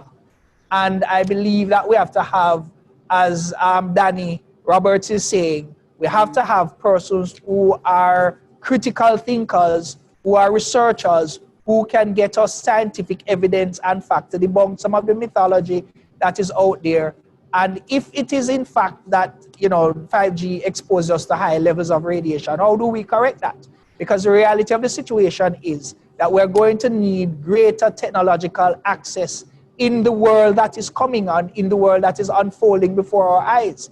And augmented reality is the new normal, where we have to merge technology and use human capabilities to survive this pandemic and whatever pandemic is out there to come. Because this is not the only pandemic that we're going to be experiencing, unfortunately, possibly in our lifetime. Yes, it is a once in a 100-year event at this stage, but all indications, because in Africa you have Ebola, we have, and there's other diseases that are out there that are a threat to the human being because we do not have the immune system to resist these maladies. So I'm making the point that using the issue of jury trial, let us look at the technology first before we talk about it's not a right and looking to dispense it.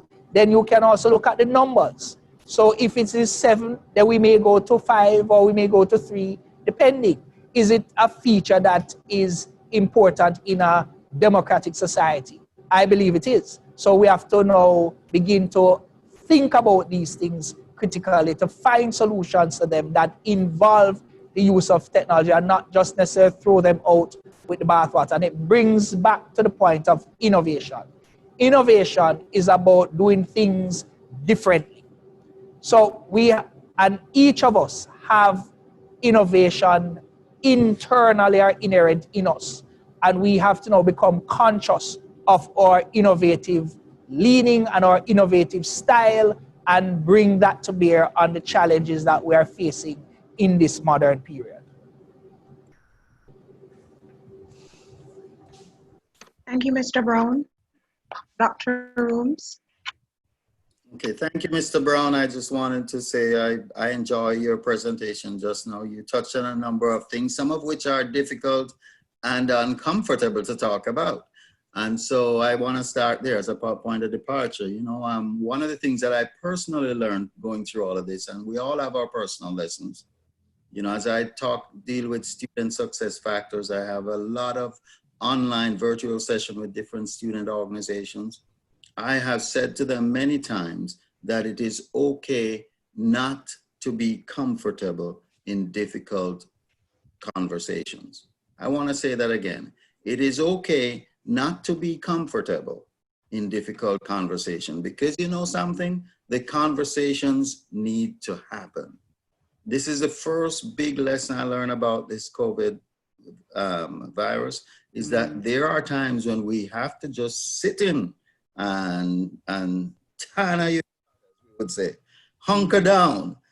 And then there are times when we really need to just listen and participate in a conversation. And some of what we've discussed here are difficult conversations. Entrepreneurship covers across a lot of sectors, which is why, again, you know, there's no one size fit all. The fact is, there are times when trickle down does happen. And there are times when a rising tide does carry all ships. And there are times when trickle down won't happen. But the key is the entrepreneur seeks the opportunity, recognize when it is trickle down rather, and recognize when you need to do bottom up, base of the pyramid, social entrepreneurship development. They are both work and work big time in different situations. That's what the theory of evidence base tells us, that when you look around, you will find both working and working significantly. The other thing I would like to just ask us to think about, if I put out there a company of Netscape, everybody remember, a lot of you remember Netscape. When I talk about Netscape, in my classroom, a lot of the current student body don't know what Netscape is, but they know Microsoft. Well, Netscape was an innovator, you know. They did innovate the browser. They came up with a browser. But today, when you talk about browser, you're not talking about Netscape. You're talking about Google's, the Microsoft, and so forth. Why? Well, there's one thing which is product innovation. There's another which is business model or business strategy innovation. It is the strategy innovators that survive. It's not enough just to be the first out there with a product. You have to think of multiple strategies of updating, innovating strategies, strategy when the industry is getting mature, how to reinvigorate life. It is the strategy innovators like Apple that survive. And that's a big lesson that COVID-19 teaches us too. So it's a flexibility that we need. COVID-19 influences organizations worldwide and obligates entrepreneurs to be more resilient, to become innovative in many ways. What we have learned, drawing from various theories too, is that we now have an opportunity, and as I said, an obligation to invest, using again the preparation theory, to invest in the common good, develop the fight, lead the fight for new cures, for vaccine, for prophylactics. You know, these are all ways we will spark new innovation in the scientific realm. Let us not miss the simple lessons of the last few months. that small and large businesses together can partner together to solve problems for the common good, to practice social distancing and mask wearing, as part of a new normal. I go to a little corner store for breakfast in the morning sometimes. And you know what happened? They are now having paper menus, and I'm sure that's happening in Jamaica same way. They're not allowing you to come out with these big fancy menu anymore because of the touch and the spread and what have you. So everybody's cooperating in a new normal, but we need to. That's a magnificent lesson of how we can lift each other and work together for the common good. Perhaps the greatest lesson though, and I'm gonna come to this point and really land on this point, is the power rather of human agency. What do I mean by that? Human agency is created under conditions of uncertainty. What I'm impressed with about that is the ability of individuals to take action. And it is the individual action compounded over time that leads to change. People like you and me, people lead change, folks. Change don't necessarily sit in government's hands. People, everyday people lead change. And in my sector as entrepreneurship, I'm going to tell you, entrepreneurs are not waiting on government. It's people who lead change. So managing in a pandemic is all about individual responsibility first and foremost. Look at what is happening in Jamaica with the spiking. I guarantee you whenever there is spiking, a lot of it has to do with carelessness and individual action. When we had right here in the US, the Labor Day weekend, a lot of people just threw caution to the wind. They've been locked up for a couple months and they went out and went to the beach and start doing all of that, throw caution to the wind thing. And what happened immediately after? Spike, spike, spike. So individual responsibility is really a key factor here, a key lesson that we must learn. We are all our brothers' keepers in that way. We're all responsible for each other. And I don't mean to sound preachy and all that, but the truth is the truth here, right?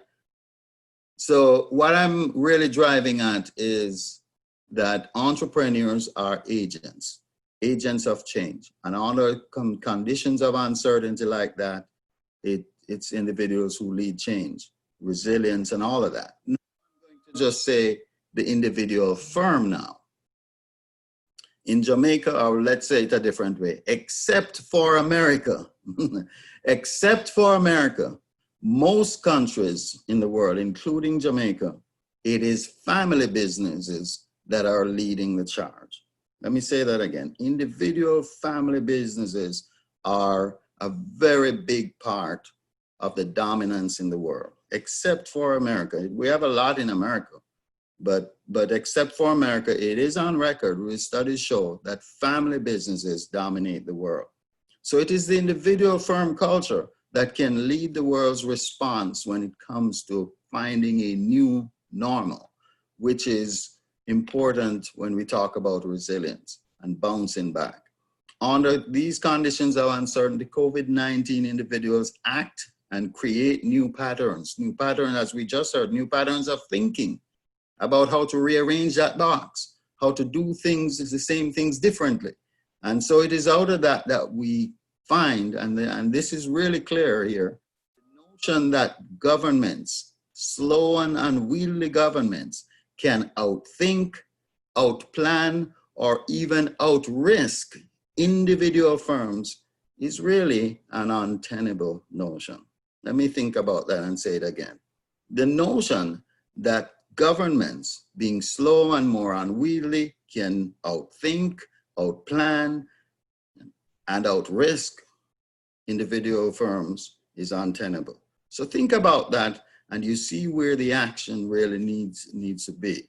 It is our faith in the entrepreneurship, in our democracies, in other words. In our democracy, Jamaica is a democracy, the US is a democratic republic. So it is in our democracy, it is individual action and human agency that is really going to bridge the gap and spur entrepreneurial action. We do need government. We need their support. Small business need their support. They come alongside.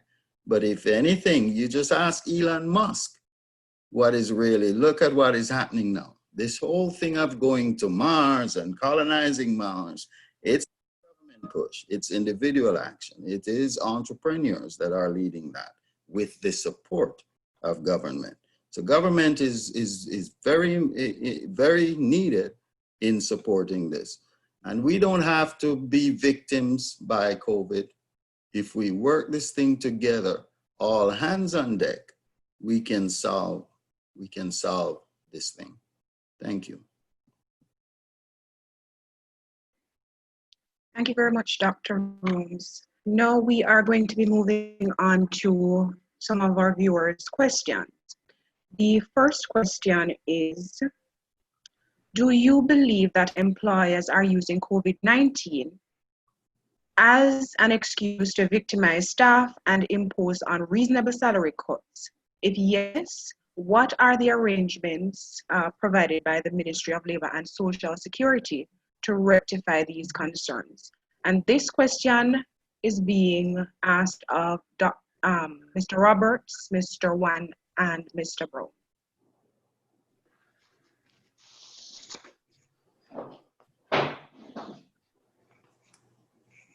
I can jump in first. The world is not perfect. And I believe there are probably some cases of companies that want to use the pandemic to try and do things that are not legal. We are not in support of that. So, and remember, not every company is a member of our organization. I believe our organization, by and large, most of the members are anxious to follow the statutory provisions and not to break them. But I think there's probably some companies who are doing it.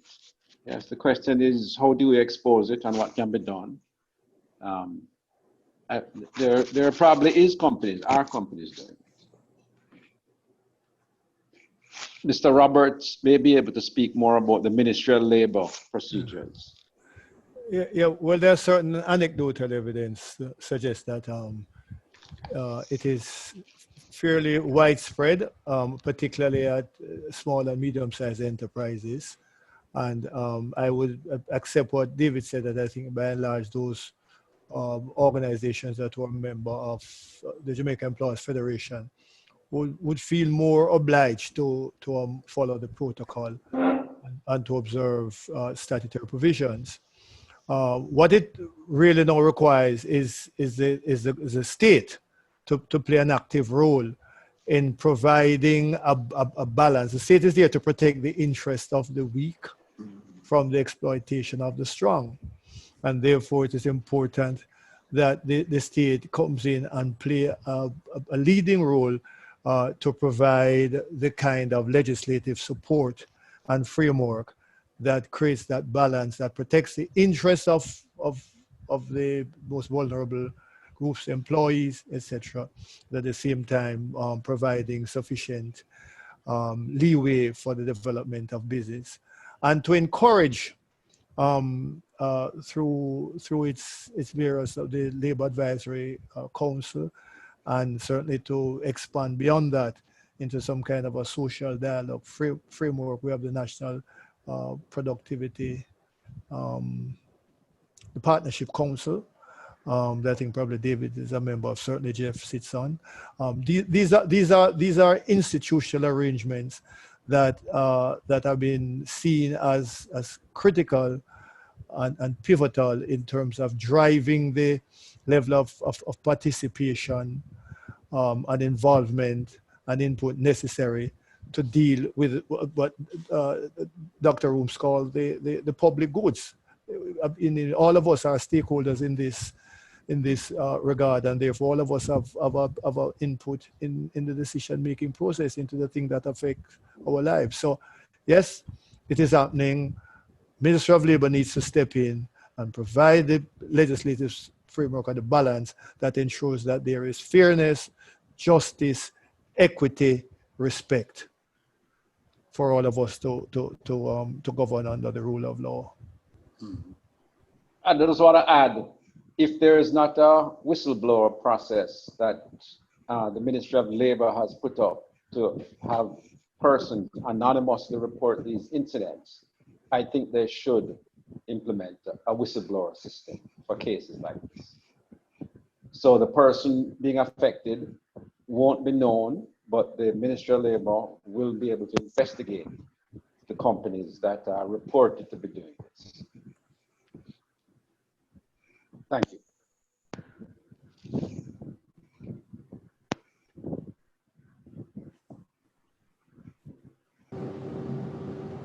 Yes, I'm waiting to be picked up because I think that question was also directed at me. And I want to respond by saying that the onset of the pandemic does not suspend persons' legal rights, even though it creates uncharted waters. And of course, in any contract, there's usually a force majeure clause. And I'm sure even in relation to employment contracts, some persons may want to invoke that in light of the situation that they are faced with, economic hardships and so on. But if there are acts of discrimination and if there are violations of the terms of contract, then persons would still have legal recourse. I've explained that because of the onset of the virus, the court schedule has also been impacted. So what you may find is that it may take longer times to get these matters, a date for these matters and so on. But nonetheless, it's an avenue that is available. And I would echo the sentiments of my colleagues, Mr. Wong and Mr. Roberts, in relation to utilization of the Ministry of Labor's conciliatory services. And I believe that those services should be heightened in this particular time because employers are going to seek to be shedding employees. And of course, the justification for that is going to be the downturn in economic activity. But even then, there must be balance and fairness. Having regard to the whistleblower suggestion, I understand where Mr. Wong is going with that. But, you know, to the extent that one relies on evidence, sometimes anonymity may not be the best. And if persons are affected, they should be brave enough in these circumstances to step forward and let the ministry know and register a formal complaint with them. Because the reality is that based on my understanding, and I'm prepared to be guided, unless there are formal complaints, then the system may not be initiated. So this is a period when I think people should be bold. They should not be afraid to assert their rights because all of us are in this matter together and we either swim together or sink together.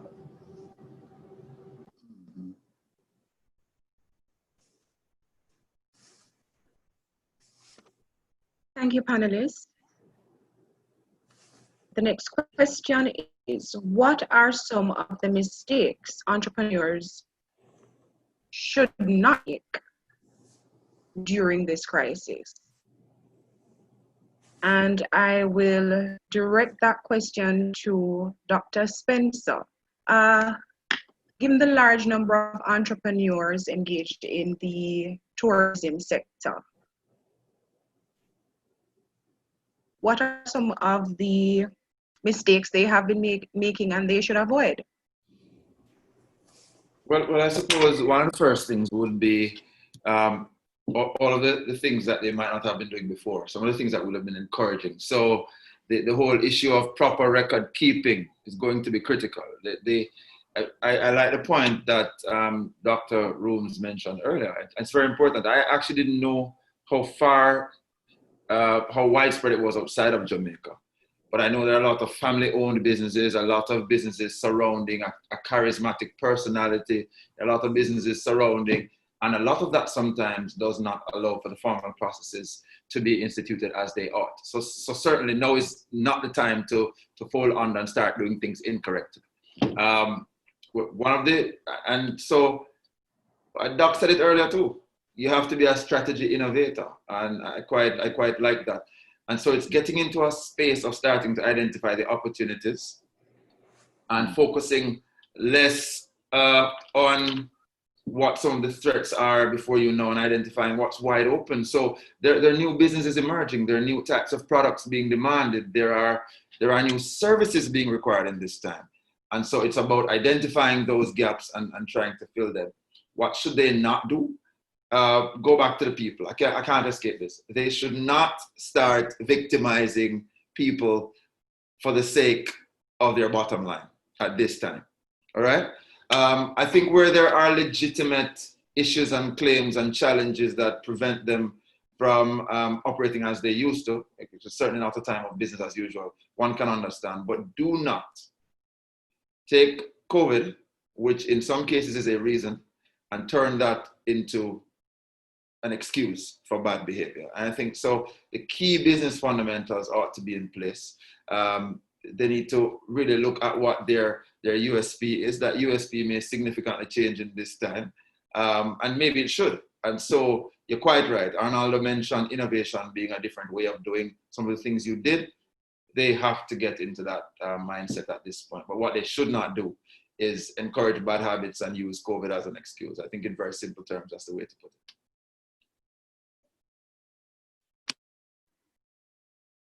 Thank you. If I can just weigh in a little bit on that.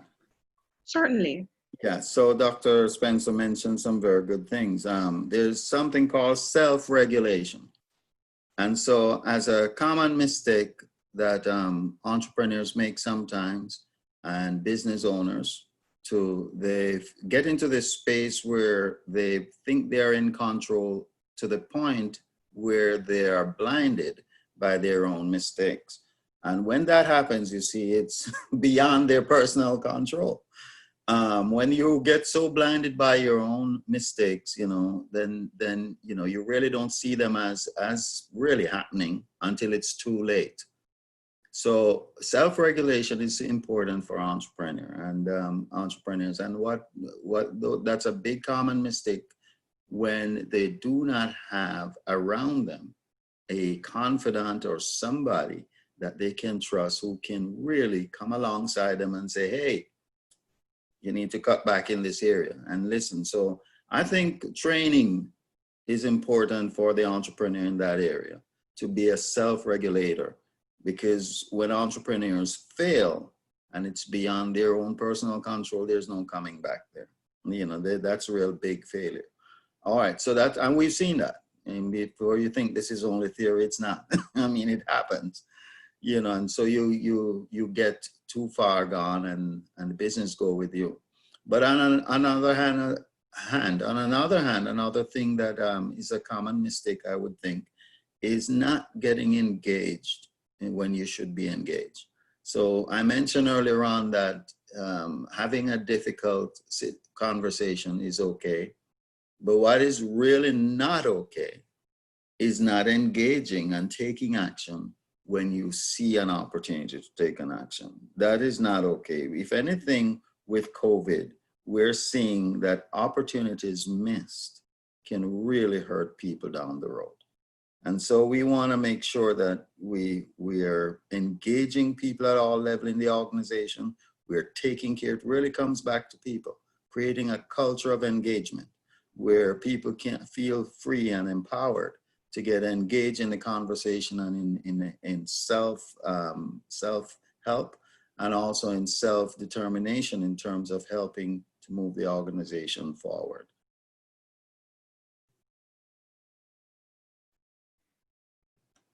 Thank you, Dr. Roons. In the interest of time, any additional questions our viewers have will be answered on the conference's website. I want to thank all of our panelists, Dr. Donald Roons, Dr. Andrew Spencer, Mr. David Wong, Mr. Danny Roberts, and Mr. Arnaldo Brown for their very exciting, refreshing, informative discussion. I'd also like to thank all the viewers for their questions. At this time, I will turn things over to our main campus.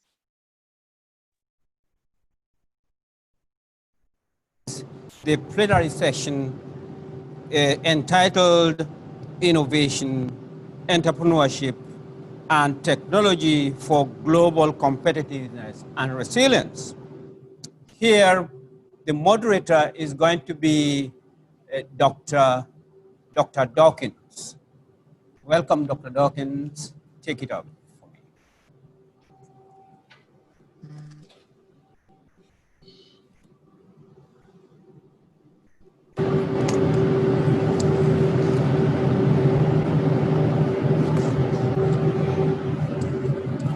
Thank you, Dr. Monday. Good morning, everyone, and thank you for continuing to stay with us at our 4th annual Academic Research Conference. In this section, we hear from our faculty researchers. And so I want to welcome those members of the faculty who are sharing research presentations with us this morning. And the presentations are quite varied because our theme is quite a broad-based theme, developing innovation, entrepreneurship, and technology for global competitiveness and resilience.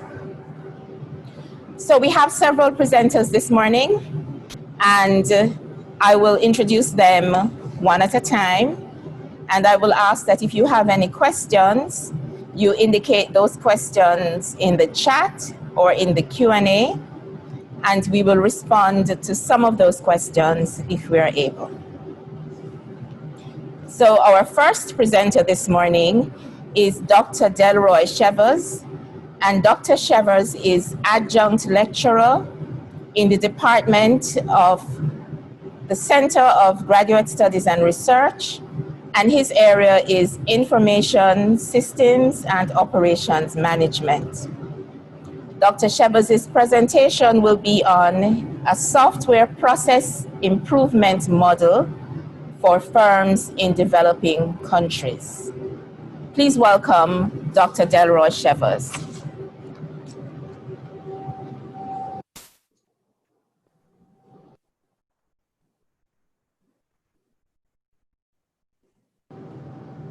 Good morning, ladies and gentlemen. Thank you very much, Dr. Dawkins. Thank you very much, Mr. MC, Dr. Amonde. As Dr. Dawkins says, the title of my research is a software process improvement model for firms in developing countries. This research was done by myself, Professor Annette Mills in New Zealand, Professor Duggan, the former dean in the Faculty of Social Sciences, and Mr. Stanford Moore, former deputy dean in the Faculty of Social Sciences.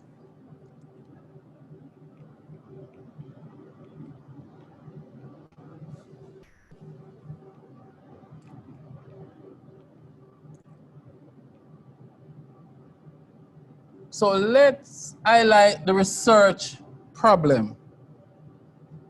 Managing software quality is a major challenge for many software development firms. Clients have been spending huge amount of capital, as much as even $10,000 US, but in the implementation of software products, but not reaping the associated benefit of productivity and efficiency. And this is due mainly to the delivery of poor quality software products. The literature talks about 3 main determinants of software quality: people, technology, and process. And the literature says if you have capable, competent developer, project manager, then chances are you'll deliver high quality software. The literature also says that if you use the latest technology and if you use all of the software development techniques, now leading up to even agile software development, then chances are you'll deliver high quality software. In our research, we're focused on process. And in process, we're talking about the maturity of your process, the capability of your process. And this notion of process having an impact on software quality has led to the birth of what is known as software process improvement. In software process improvement, first, we assess the capability and the maturity of a firm's practice. After we assess the capability and maturity of a firm, then we establish implementation plan for us or for the firm to increase their capability.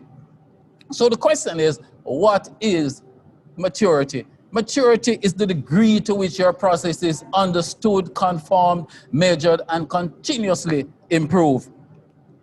And the literature says that the most popular software process improvement framework is the capability maturity model integration, commonly known as CMMI. So what we have done in this research, here I'm sharing with you the 5 maturity levels that the CMMI speaks to. We have level 1, there is no policy, no procedure, no systems in place.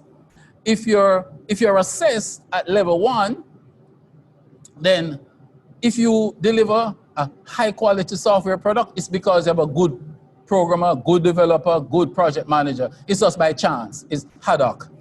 At level 2, there are policies and there are procedures and practices in the development and implementation of software. That's at level 2. Then at level 3, there are policies, procedures, systems, it's understood, it's documented, it's communicated, and it's being enforced. That's level 3. At level 4, we have policies, procedures, systems, it's understood, it's being followed, and now we go company-wide. We want everyone in the organization to understand the practices that we're going to implement. The practices we're going to use when we're implementing any kind of software.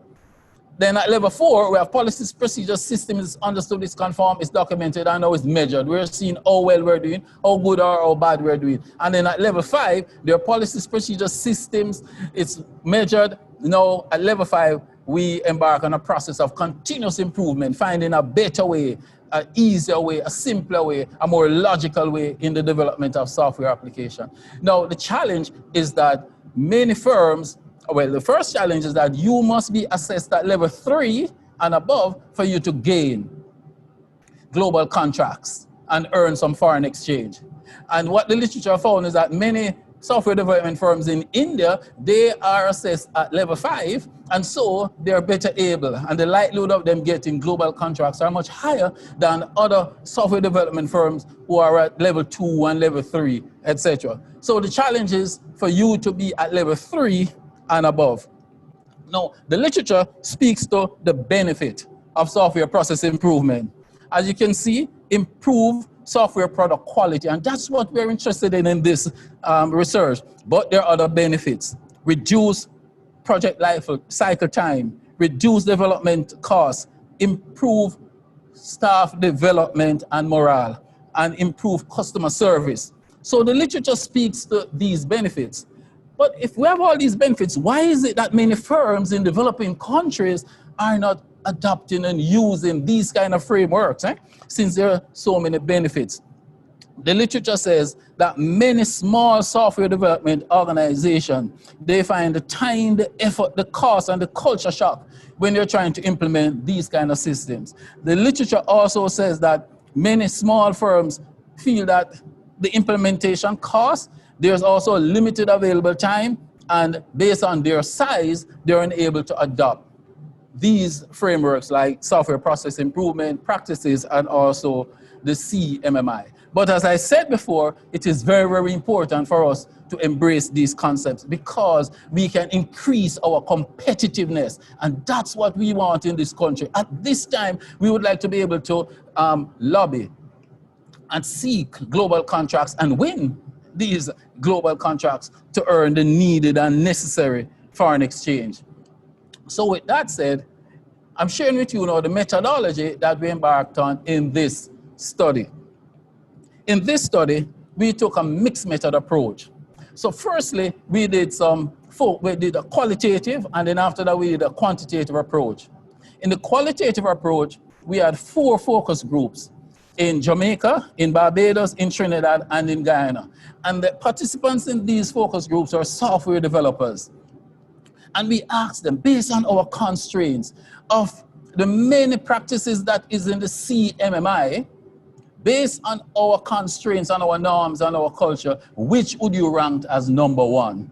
So what we did, we exposed the participants to all the practices in level 2, level 3, level 4, level 5, and asked them which would they rank.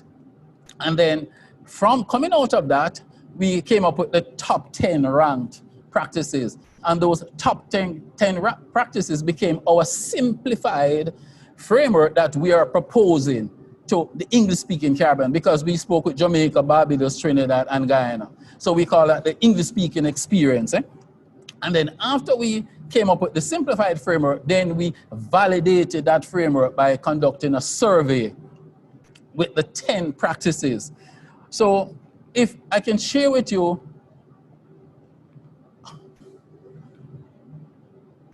all right.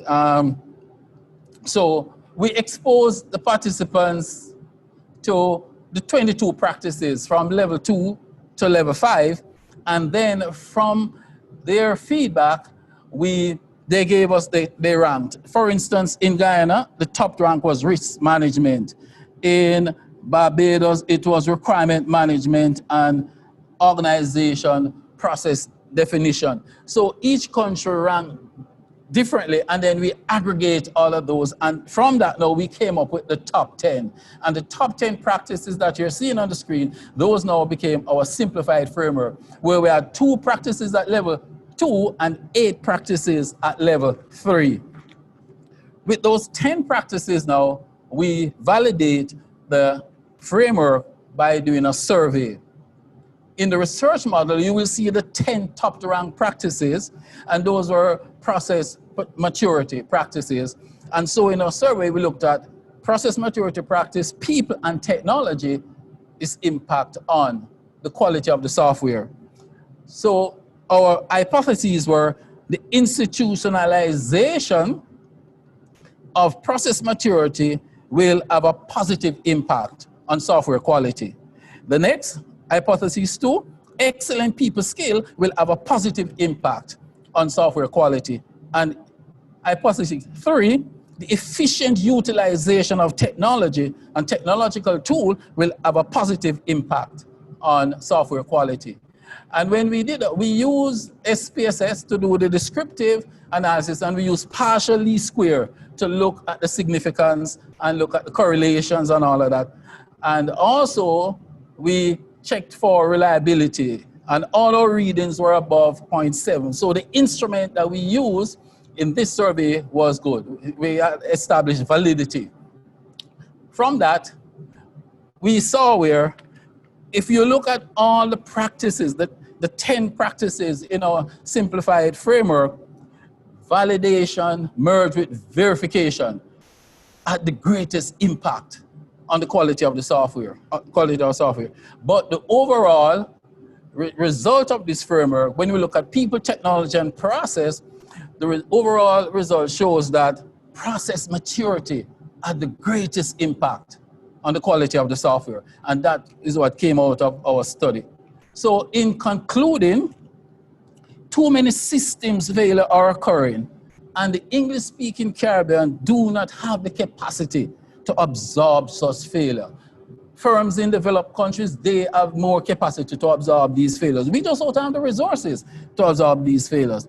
It is hoped that the finding of this study will prove useful, right, for information system practitioners.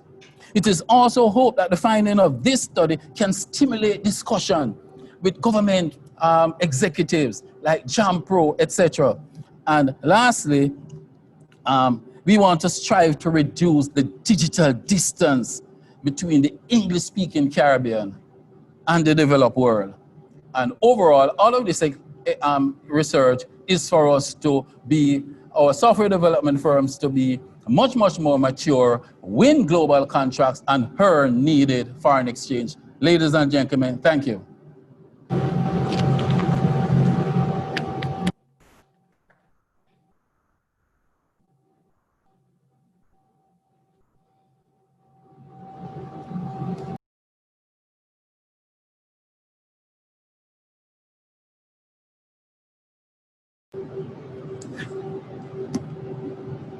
Thank you, Dr. Chevas. Very appropriate for our theme, very focused on the issue of developing technology for global competitiveness. I'm not seeing any questions yet in the chat for you. And if those questions come up later, we'll ask you to come back to respond. Thank you very much.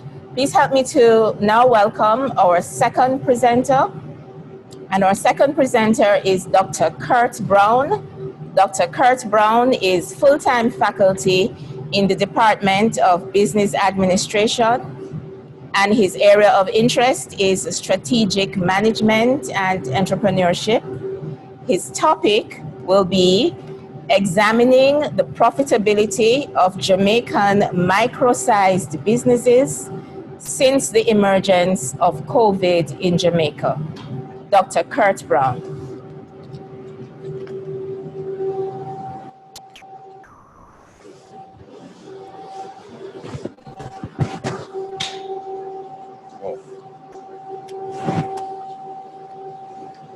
Okay, good morning, everyone. And thank you very much for having me. All right. First of all, I must point out to you that this research plan is still in the conceptualization phase.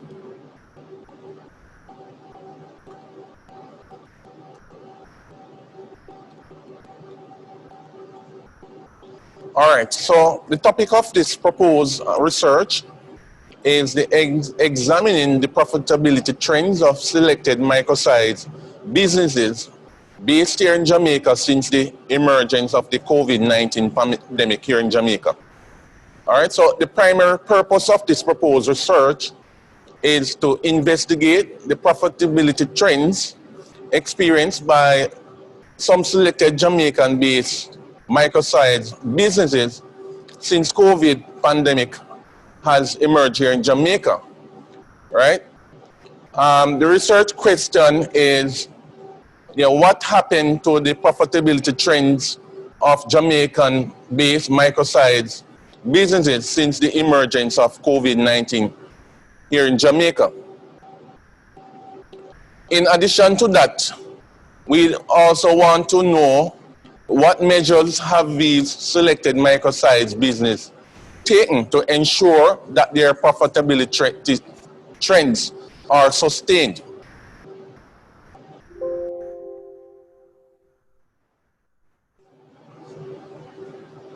I think we're having a technical difficulty here.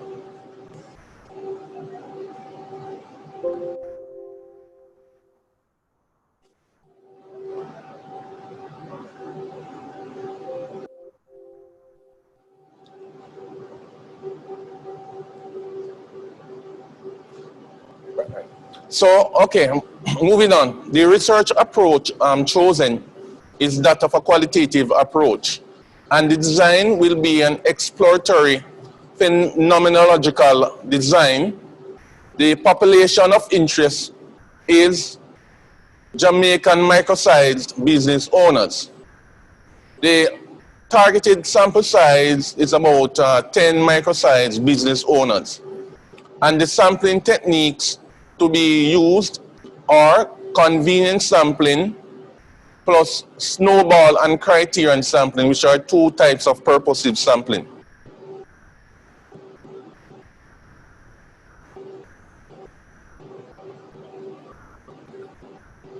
Okay, the data collection method that will be utilized is that of semi-structured interviewing. The interviewing format and technique will be face-to-face interviewing, and which will be done individually. The research site being proposed is the parish of Manchester, and the trustworthiness strategies to be considered are reflexivity, peer debriefing, and intercoding. Finally, the data analysis strategy proposed is that of the thematic analysis. And of course, targeting early next year to complete this research study. So as soon as the research has been completed, the findings thereof will be published and will be available. Thank you.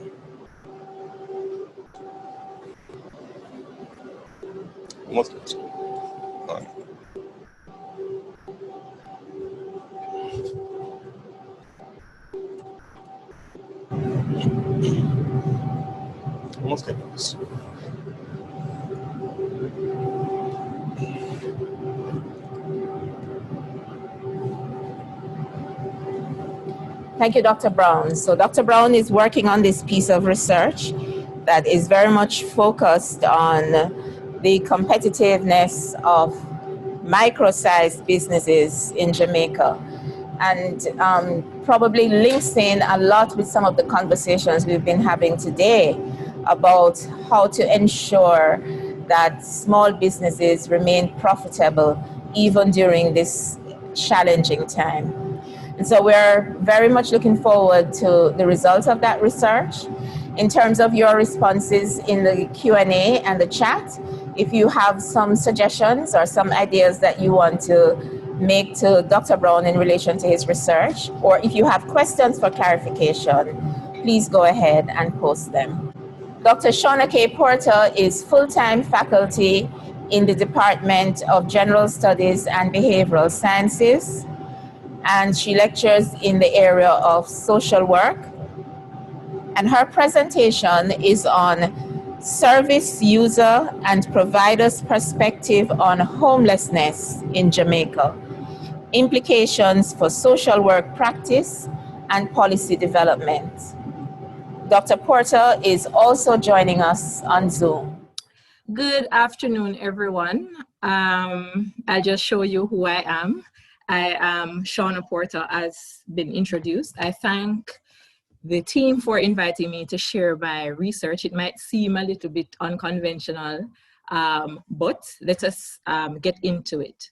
So my research actually, and I'm going to stop my video. Okay, good. So my research, a correction, is on service provider perspective. So this was basically in matriculation for my PhD in social work that I had done in Australia. So I've decided to focus on the service provider perspective. This paper is also being in the process of being published as well. Now, yes, so the issue of homelessness is something that has been very near and dear to me. I've worked in the Dutch Caribbean, the English-speaking Caribbean, and one of the things I see coming up, I'm also an associate clinical psychologist, so I would see a lot of persons who are homeless. And I got the opportunity to study a social problem in Jamaica through the University of Newcastle in Australia, and I chose homelessness.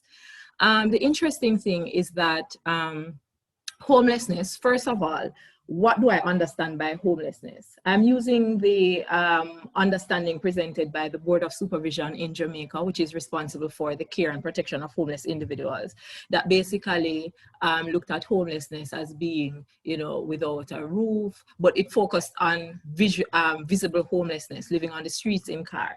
So I adopted the ethos definition that basically looked at homelessness, including rooflessness and houselessness. And it is the absence of a home in the physical domain, having a dwelling adequate to meet the needs of the individuals. In the social domain, being able to maintain privacy and enjoy social relations. And the legal domain, having exclusive possession and security of occupation and legal title. So these are important in understanding what a home meant. But homelessness is understood as rooflessness, that is a night shelter, or you're in an emergency accommodation, and houselessness, you're in a penal institution or supported accommodation. Housing exclusion also captured persons who were in secure housing. So if a homeless individual lived with a friend, but they didn't have the legal domain or the social domain and the physical domain, then they were considered homeless.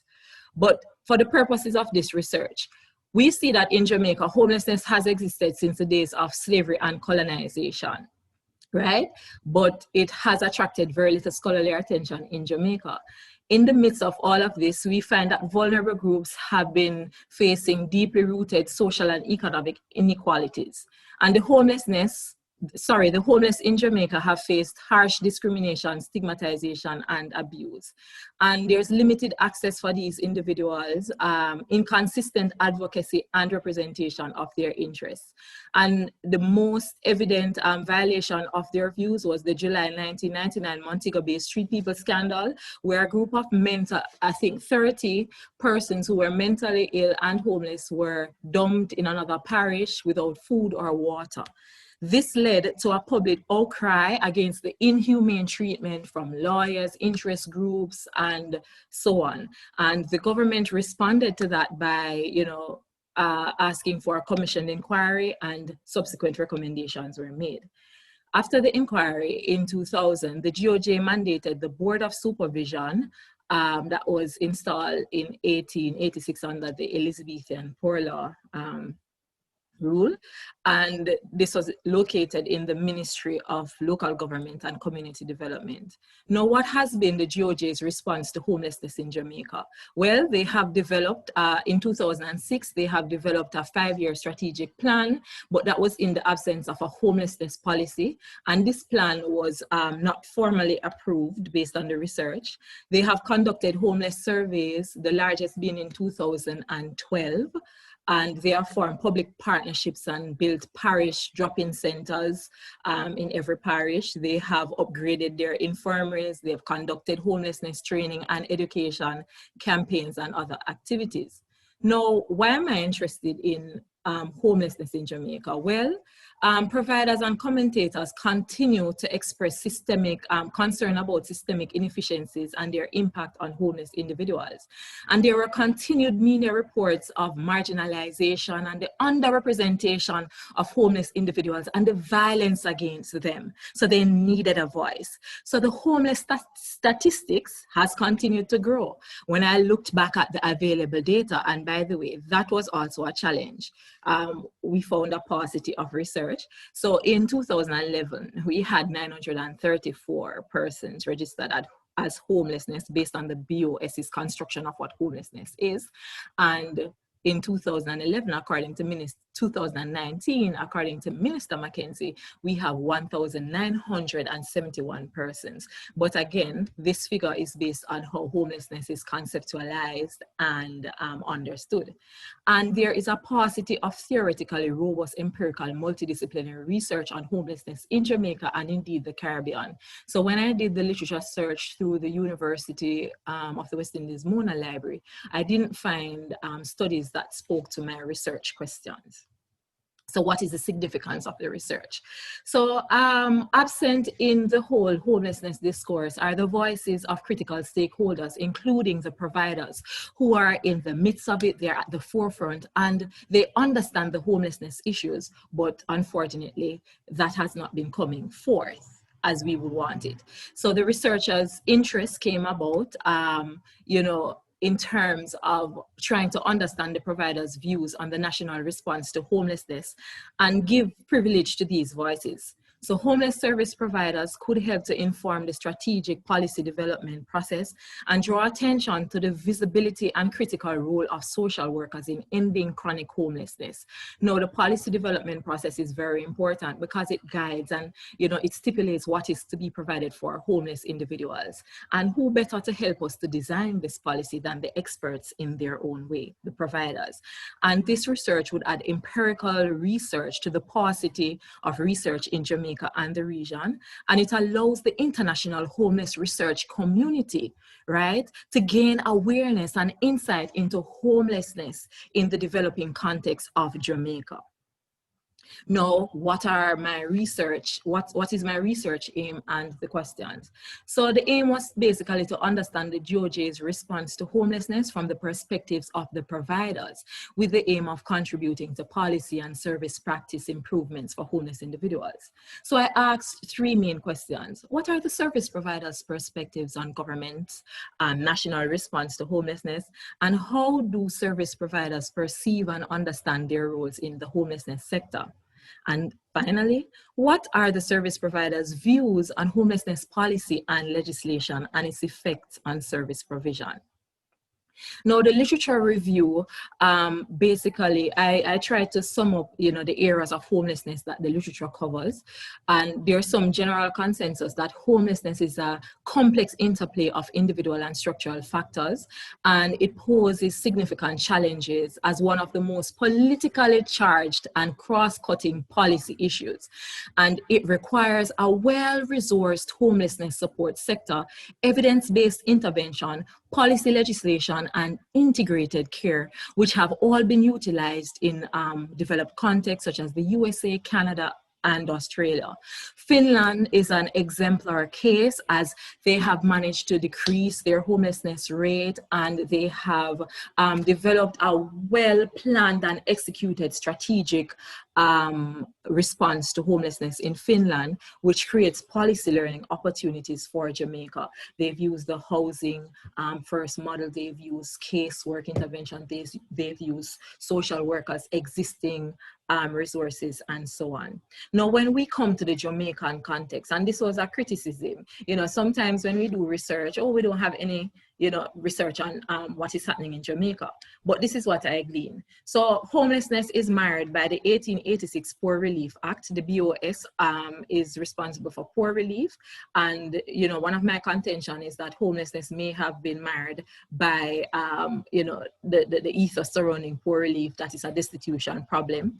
There's a paucity of empirical studies on homelessness in Jamaica, and the GOJ has been criticized for failing to prioritize and accept homelessness as a structural issue that has individual vulnerabilities as well linked to it, rather than an individual issue. So Gray criticized the government to say they process homelessness as an individual issue. So the sector is under-resourced in critical areas, and the BOS faces challenges of regulation and accountability, and the majority of homeless individuals lack government benefits. Stakeholders have limited involvement and presence in the policy environment, and there's some challenge with, you know, awareness of the program, communicating to the stakeholders, and so forth. Now, what was the research design?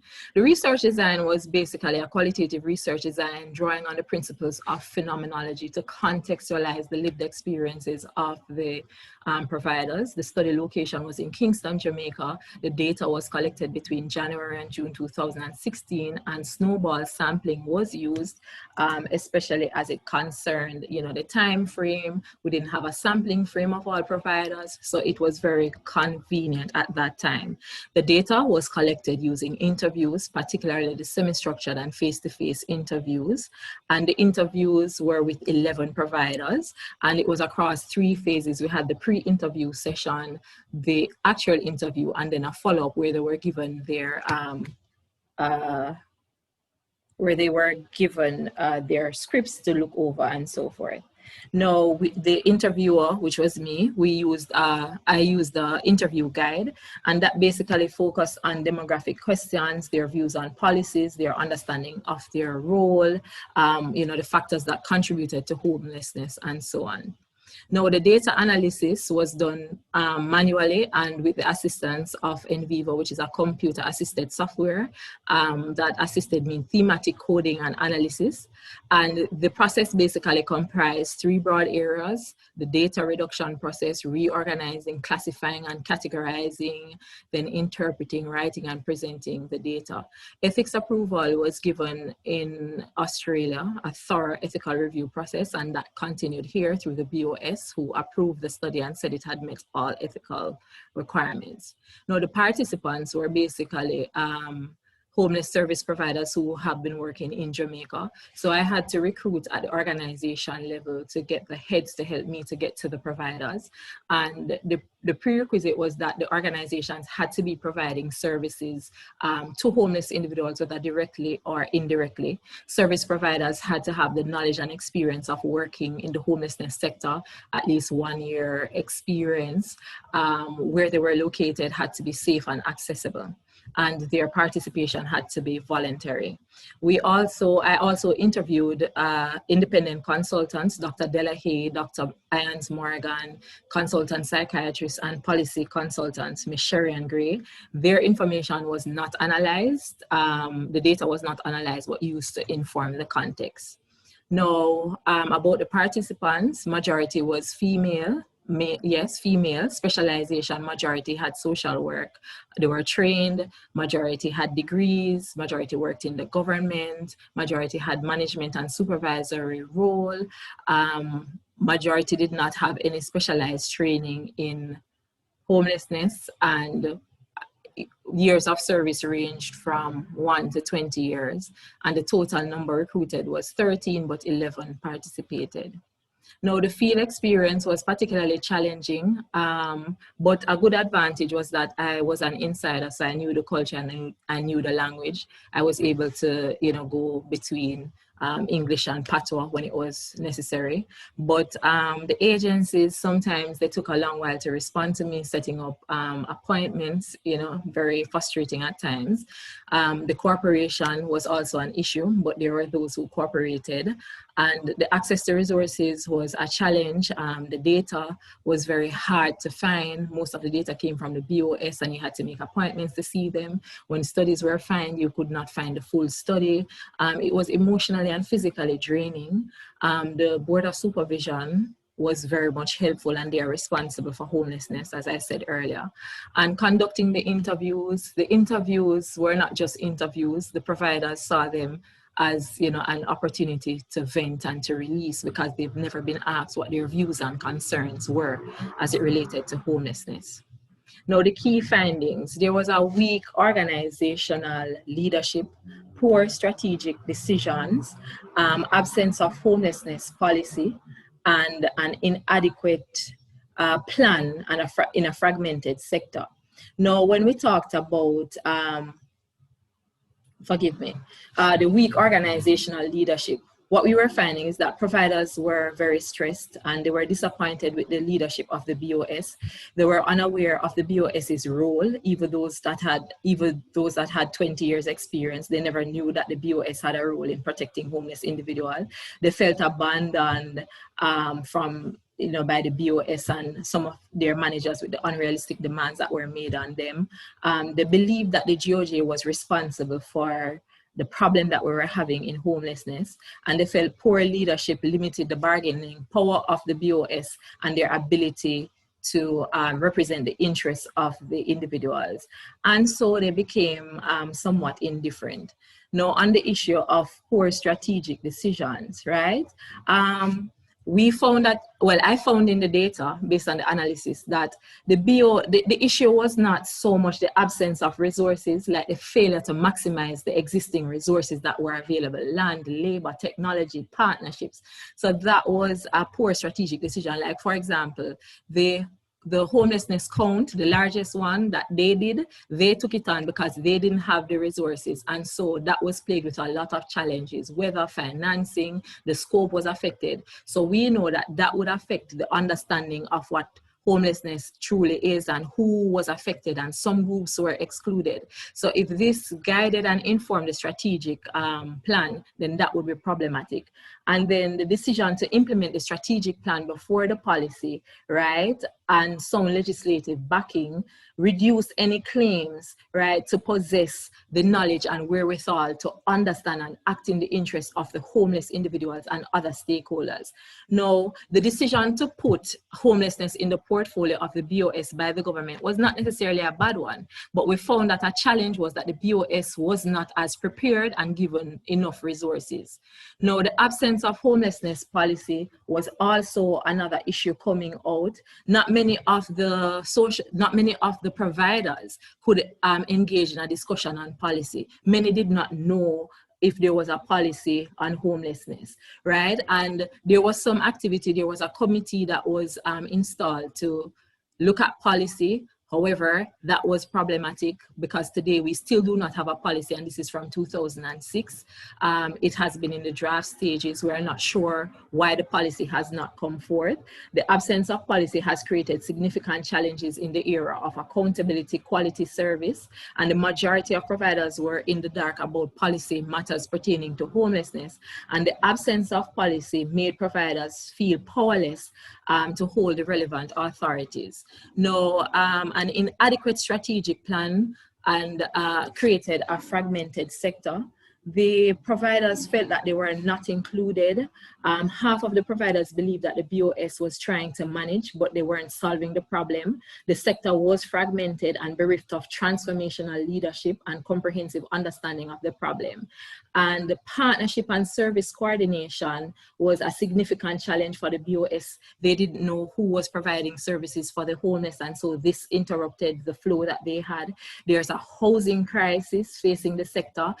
We don't don't have anywhere to put homeless individuals. For example, Bellevue has approximately 300 individuals who are ready to be rehabilitated, you know, but they can't go anywhere because there's no housing to address it.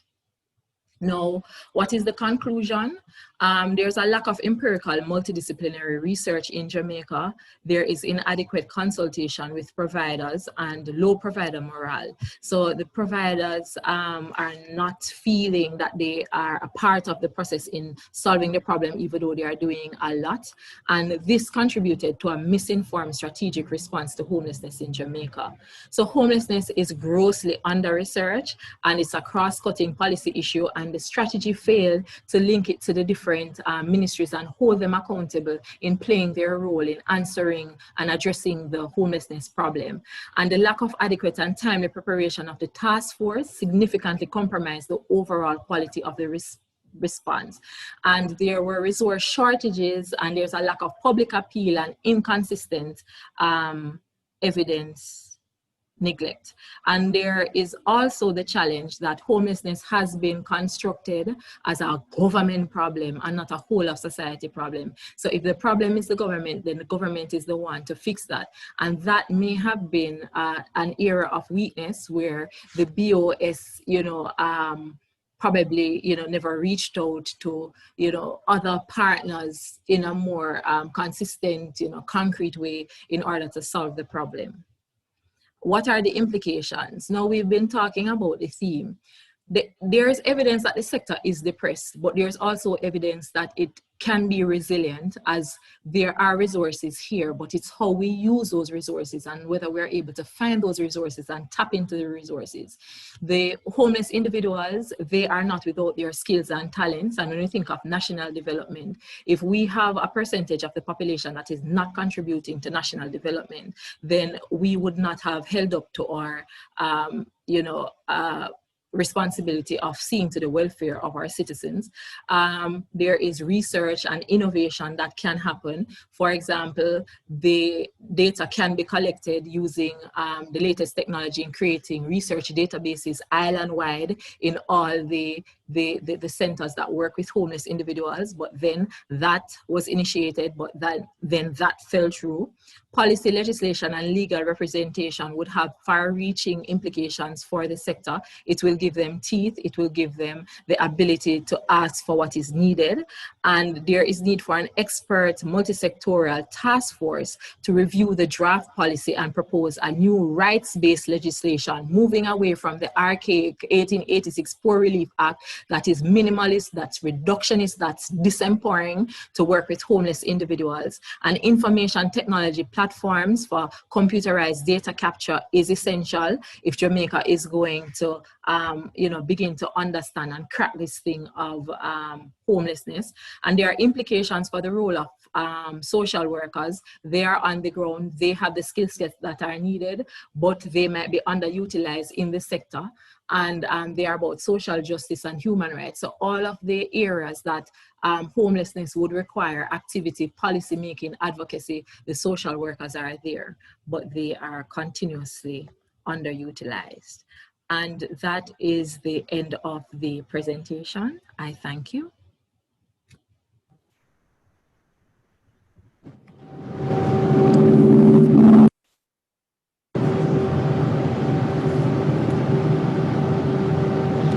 Dr. Porter, thank you so much for your presentation. We have a question for you from the chat.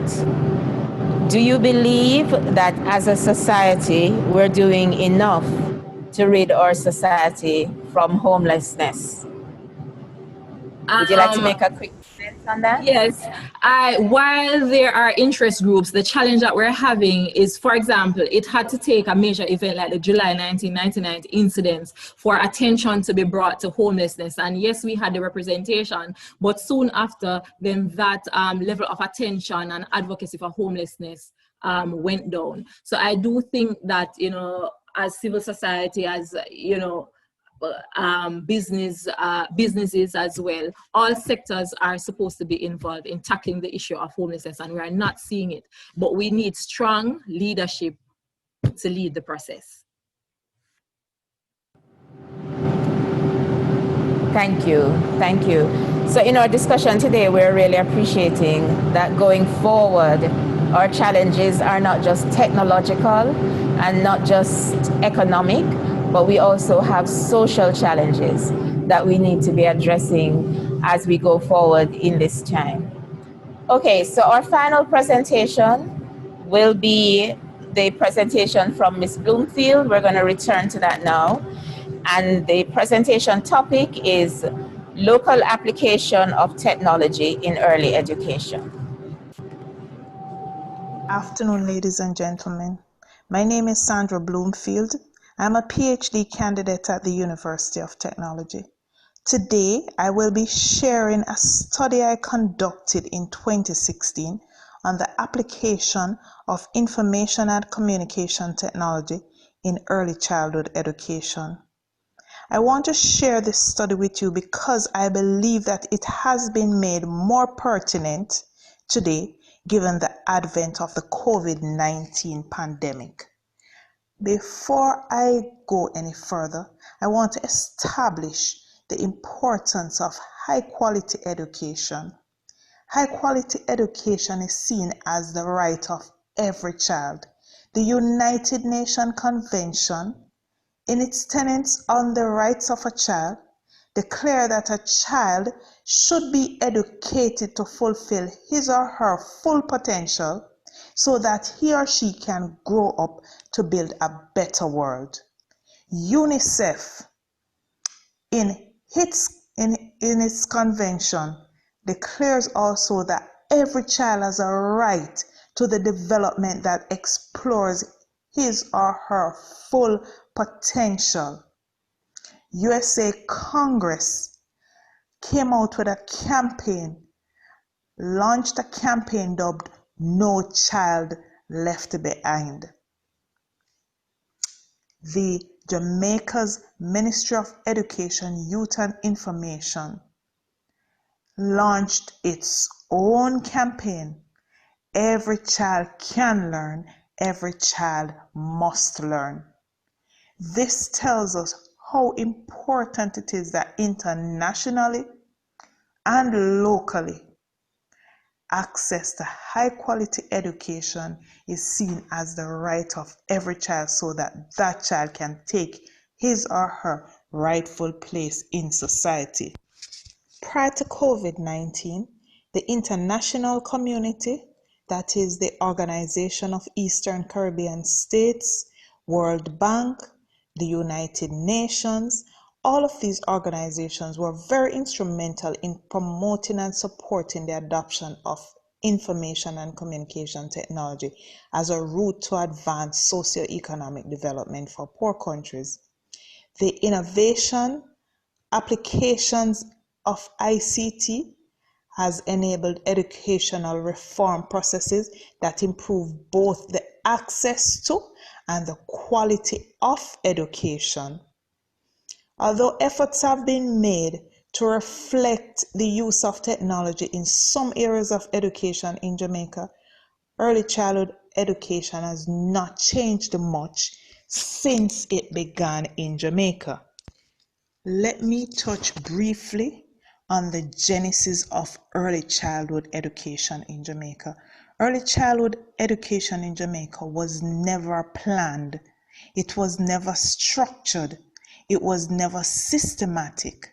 It was inadvertent. It happened because women were now incorporated into the workforce, and so the children needed a safe place to stay.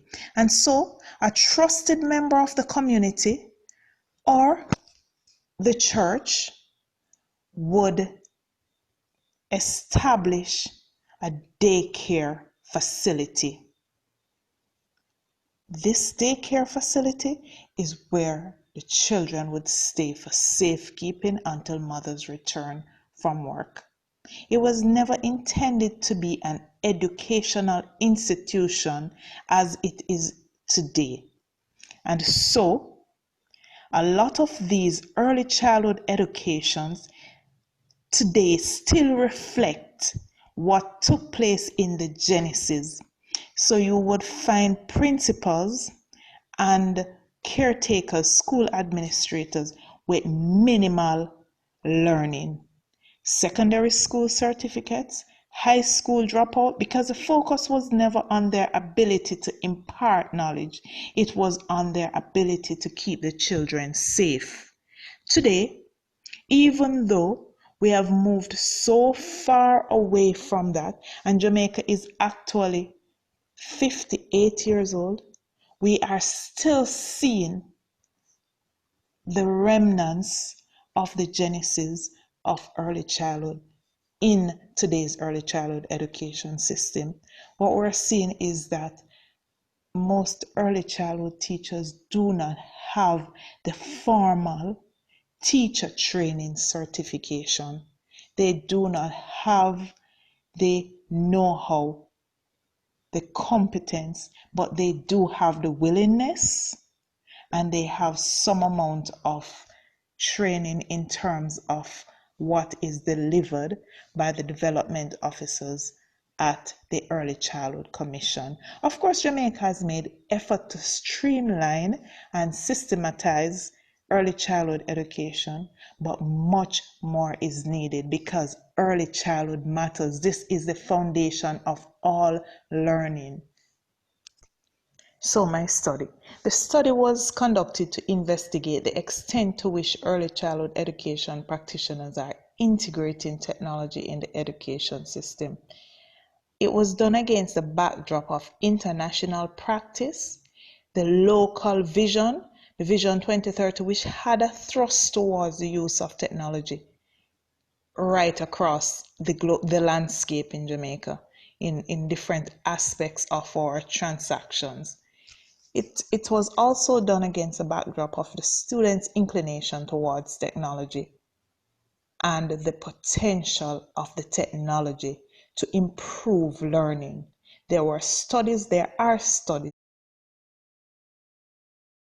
show that in order to attain maximum outcome of the education system, we must build a solid foundation.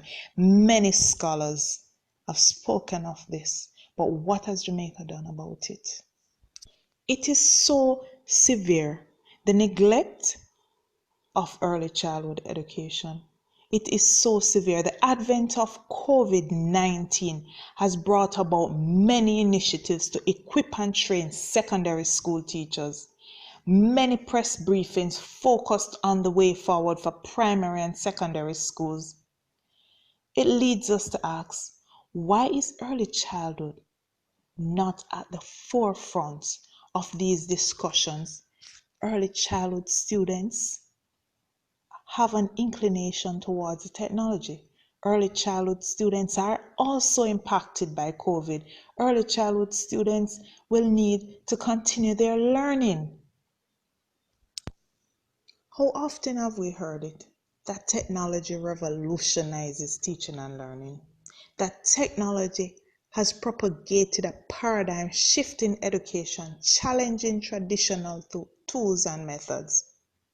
That technology has the potential to create and sustain improvements in most fields, including education. And yet, in all the schools across Jamaica, the limited technology that is boasted, the least amount of technology that is boasted is in early childhood education. We're still at that traditional level with the chalk and the talk, with the charts. Let me quickly run to my methodology. The research is qualitative. Data was gathered via observation, interviews, and focus group surveys. A total of 44 recognized early childhood institutions were visited right across the island. The institutions were strategically selected based on the form of ownership, whether it be government ownership, church ownership, or privately owned early childhood centers. The selections were further stratified to ensure that I covered equal distribution of urban and rural institutions. The number of participants in each school varied, as some schools were small and only had like 2 practitioners, where others had like 4 and 6, depending on the size of the school. Only those who were at school on the day of observation were interviewed. All the institutions selected were engaged in delivery of instructions to students from 2 years and 8 months to 6-year-olds. 7 out of the 44 institutions had preschoolers, say 3 months to 2.5 years old. The principals of 41 institutions consented to their staff participation in the study. The other 3 institutions were reluctant to have their staff participate due to what they deem as the sensitivity of information as well as a limited staff, so they had none to spare at the time. These principals, however, did speak to the researcher. 5 of the schools were revisited to participate in a broader study which emanated out of this paper. A total of 173 early childhood practitioners participated in the study across all 44 schools. A majority of the participants were female, 171. Only 2 males were among the staffs of the 44 institutions visited. The participants' ages range from 21 years old to 63, with an average age of 34. The staff were educated at various levels, from secondary school dropout to one principal being educated at the master's level. 66% of the entire population surveyed had completed NCTVET level 1 certification. Some were at the level 2, others were planning to do so. I was later informed by the Early Childhood Commission that it was mandatory that all early childhood practitioners completed the NCTVET level 1, at least level 1. Only 12% of the participants at the time of the survey had completed or were engaged in level 3. The practitioners had 1 to 35 years of experience in early childhood education, with an average of 10 years experience. Based on the interviews conducted, it was revealed that ICT tools, technology tools, are used in most of the schools. They used radios, they used television, they used DVD players, and a few had personal computers, projectors, whiteboard, document camera, and the teachers even used their smartphones with the students. 2 schools reportedly had access to projectors that belonged to an associated church. Low internet penetration was seen as a serious issue because the schools that receive computers from sponsoring organizations such as Food for the Poor were using these computers primarily for the teachers to create and print sample of work that students would color and fill in the blank and draw the lines, but they were not able to go on the internet. The teachers reported that if they wanted something from the internet, they had to do so at home. Not all the teachers had a personal laptop or had a desktop at home. Little efforts were made to gain access to the internet. The principals mentioned the cost of sustaining internet. The schools that had connection to churches, where the churches had Wi-Fi, they were able to use these actively. 2 schools in Portland reported that direct fiber passed their line, their schools. However, when they attempted to get it, it was too expensive. It cost in excess of $30,000 per month. A lot of early childhood schools are privately owned, and so they are not able to pay for these. There were a lot of other concerns that were aired in the focus group sessions, such as the high cost of electricity, the event of technological failure, limited equipment and the school's inability to provide maintenance where they had computers. So when the computers go down, they stay down. Although these were concerns expressed by teachers, and they showed unanimous support for they still showed unanimous support for the introduction of technology in their schools. They are aware that students had an inclination towards the use of technology, and the teachers themselves, although their knowledge for the most part in how to use the technology was limited, they wanted to use it. The practitioners expressed willingness to find creative ways to generate income for electricity bill and internet access if they could get the ICT equipment and the training in their schools. Some of the other factors that contributed to the low usage of the technology, the low technology literacy rate among early childhood practitioners, the lack of motivation and focused interest on the part of the practitioners. They talk about high workload and low income. And so for some of them, and the table will show you the figures, for some of them, they are not going to make any effort to go home and use their personal computer and internet to do some of these things because they are not being paid properly, and they were acting as teacher, janitor, cook, and just serving in basically every area of the school life. Institutions with more than trained trained teachers reported that only one of the trained practitioners was paid by the Ministry of Education, pay a salary that is comparative to those in the primary schools. So they really were concerned about income, because the income that they got from the students or parents who are sending their students, this is what they use to pay their bills and to pay their teachers as well. Given where we are right now with the COVID-19, the Ministry of Education should ensure that early childhood institutions have access to technology resources. More deliberate effort should be placed on ICT training for early childhood teachers. Partnerships should be provided with training institutions with corporate Jamaica to make inexpensive training in ICT and pedagogy available to early childhood practitioners. The focus should not be on how to create a good chart and how to write a lesson plan. Yes, these are important, but right now, where we are dictate that we should place more emphasis on the integration of technology into the early childhood education. These are the children of our future.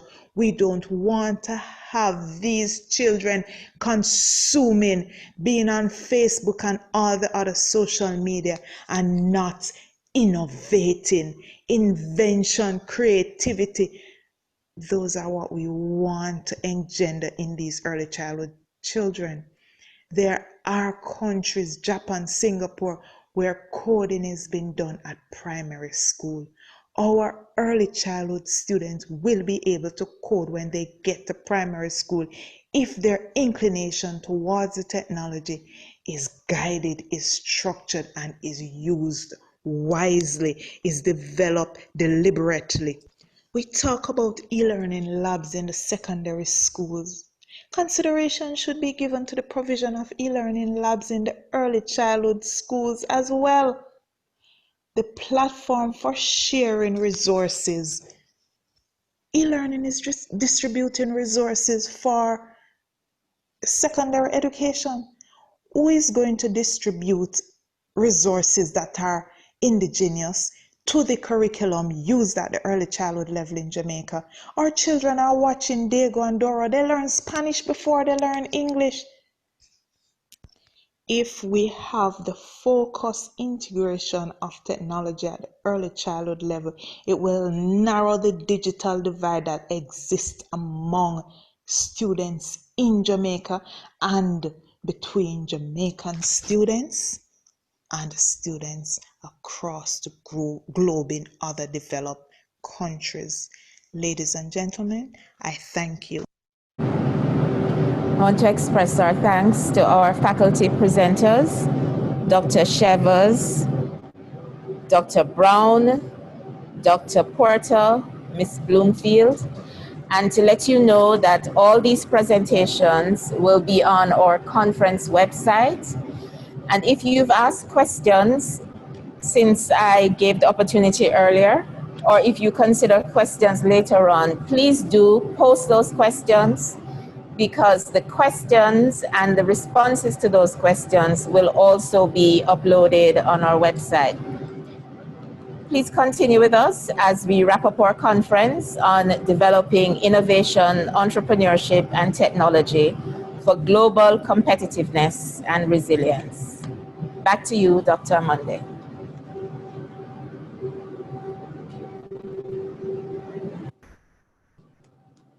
Thank you very much, Dr. Dawkins. We now come to the next item. The next item is very important to us as it involves students' presentation. Our students presented yesterday and they were adjudicated, they were judged on what it is that they presented. Here we are asking Dr. Roons to come to the floor and give us a report of the presentations that were judged yesterday. Dr. Roons? I am here. Thank you, sir. Well, I'm on the floor virtually, and I thank you so much for the opportunity again. This has been such a pleasure to participate as a judge as well in this conference. Last year, I got firsthand, this was introduced last year, and I saw firsthand the immense wealth of talent that we have in our student body coming through and making these presentations. I do applaud the president and staff and for the hard work, all the professors involved, for the hard work they've done in bringing these student projects to the fore. You know, we have to create the kind of infrastructure. It speaks to creating the ecosystem and infrastructure to do real excellent work in research and in projects of these nature. So without further ado, there were 21 projects that made it through this competition. And we looked at a short list. By the time they came to us, two of us as judges, by the time they came to us, they had shortlisted 8 already. So of the 8, we have 2 finalists. And just before I announce the winning groups, just to tell you what we looked for as judges, we had a rubric. All of these projects went through a rubric where we evaluated the introduction, you know, how much the background was stated in these research projects. We looked at the literature review, we looked at the methodology, and then we evaluated the findings and the arguments made, if they were sufficient to the task, if there was alignment between the research question and the results, and how that was articulated. And then we looked at the presentation itself, the overall presentation. It had to hold together. It had to be seamless. And so, you know, these were the criteria. There were points attached to that. So the winning group, drum roll. The winning group was group 13. And on that, there were a group of accountants, you know, the accounting and financial management team. They were looking at taxation policies. And so this was the winning group. They totaled a score of 96 out of 100. They were a very good group. They really differentiated themselves. So congratulations to group 13 and the students involved there, the leader, Janice Williams, Latoya Marsh. I believe, are they gonna come up to receive something? I'm not on the screen, so I don't know what is happening here, but I'm gonna read their names out. Latoya Marsh, Simone Vernon Smith, Shakira Thomas, Janelle Harding, and Alexa Grant. That's group 13. Their topic, the effects of taxation policies on the development of micro and small enterprises in Junction, St. Elizabeth. Have many stories from Junction. To go when they were building Junction Secondary, now Junction High School. Well, congratulations to Group 13. In second place, the second prize winner goes to Group 4. Group 4, and their area was the impact of employee productivity on consumer satisfaction at Post and Telecommunication Department, PTD, during COVID-19. So all this we've been talking about this morning, about the impact of COVID-19 and different sectors. And here we see, here's a winning team that they totaled 85 points of the 100. And the team members are, its group leader, Nikesha Belvet, Radisha Blackwood, Simone Burke, Georgia Patton, Ophelia Reed, and Marsha Turner. So everybody, congratulations to these two groups. Excellent work done, and congratulations again.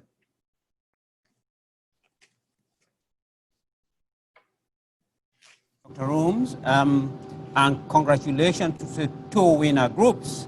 And now we move on to call on to Dr. Chevas. Dr. Chevas is our rapporteur today.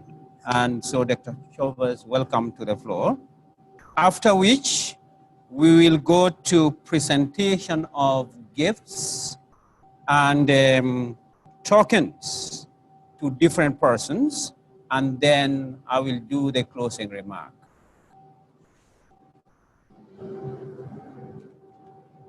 Thank you very much, Dr. Amonde. Good afternoon, ladies and gentlemen. Thanks for staying with us and staying the course. Of course, it's an honor to be the rapporteur at UCC 4th Annual Academic Research Conference 2020, where the theme is developing innovation, entrepreneurship, and technology for global competitiveness and resilience.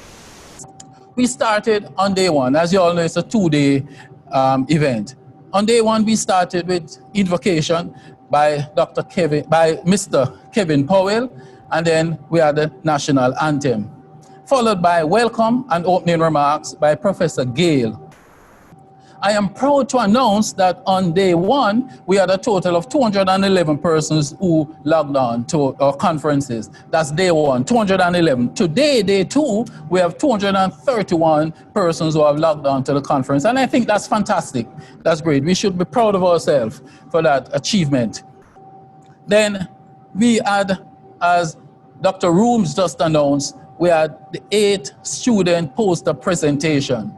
These poster presentations covered a wide range of operation. We had topics like the effect of taxation policy on the development of MSE in Junction St. Elizabeth, the impact of employee productivity on consumer satisfaction at Post and Telecommunication during the COVID pandemic. We had the impact of digital marketing on brand awareness of the Development Bank of Jamaica, and the list goes on and on. Altogether 8. And Dr. Roons just announced the 2 winners. After that, we had the Youth Entrepreneurship panel with Mr. Gordon, Mr. Reginald Nugent, Mr. Richard Kildare, and Mr. O'Neill Dow. This session was very informative. There were reference to things like seek young entrepreneurs. There was reference to destructive industries. So I found that panel quite informative. After that panel, we had Mr. Kildare presentation. In his presentation, he talked about creating a culture of innovation and invention. Because it's not only good to be innovative, but to come up with innovation, but also come up with invention. Then he also challenged young entrepreneurs to tell your story in 8 to 15 minutes. He also talked about creating a pitch with no more than 16 slides. Then also the need to capture your audience in 60 seconds. That's not easy. And in the end, he talked about rehearse when you're seeking consultancy. And this challenge was to young entrepreneurs. All of that took place on day one. Now I'm coming to day two. In day two, we had the interactive panel on COVID-19. Panelists were looking at areas like employers, employees and labor relations, tourism, innovation, and entrepreneurship, and entrepreneur. And one thing that came out of that panel is that even a strategy by UCC to have this conference being online is a strategic response to COVID-19. Here we are having 2 days of conference and we're all using the technology. We have persons all the way in the UK, we have persons in the States, we have persons at home, we have persons right here in the room, and we're having 2 days of conference. So that's a strategic response to COVID. Then there's a reference to a paradigm shift, a rebirth, a rethinking, a renaissance. All these things are needed in response to COVID. Then when we talk about the lesson learned going forward, there was reference to disaster recovery plan and that firms need to have a disaster recovery plan. We hear about the power of technology and also the concern that we have with respect to 5G, and even some of those concerns we need to try to have some kind of action plan to mitigate some of those concerns. We hear about protection of workers. There's also reference to we are all one performing different functions. There is no one size fit all. All of these came out of the interactive panel. So we found the interactive panel very, very informative. Then we just had the UCC faculty presentation. All these research cover areas like competitiveness, technology, entrepreneurship, and resilience, which is in alignment with the theme of the conference. So it is hoped that you have all gained rich insight during these 2 days of our conference. We're looking forward to see you next year because this is an annual event. And my last word is, may God bless you and thank you for sharing with us during these 2 days. Ladies and gentlemen, thank you.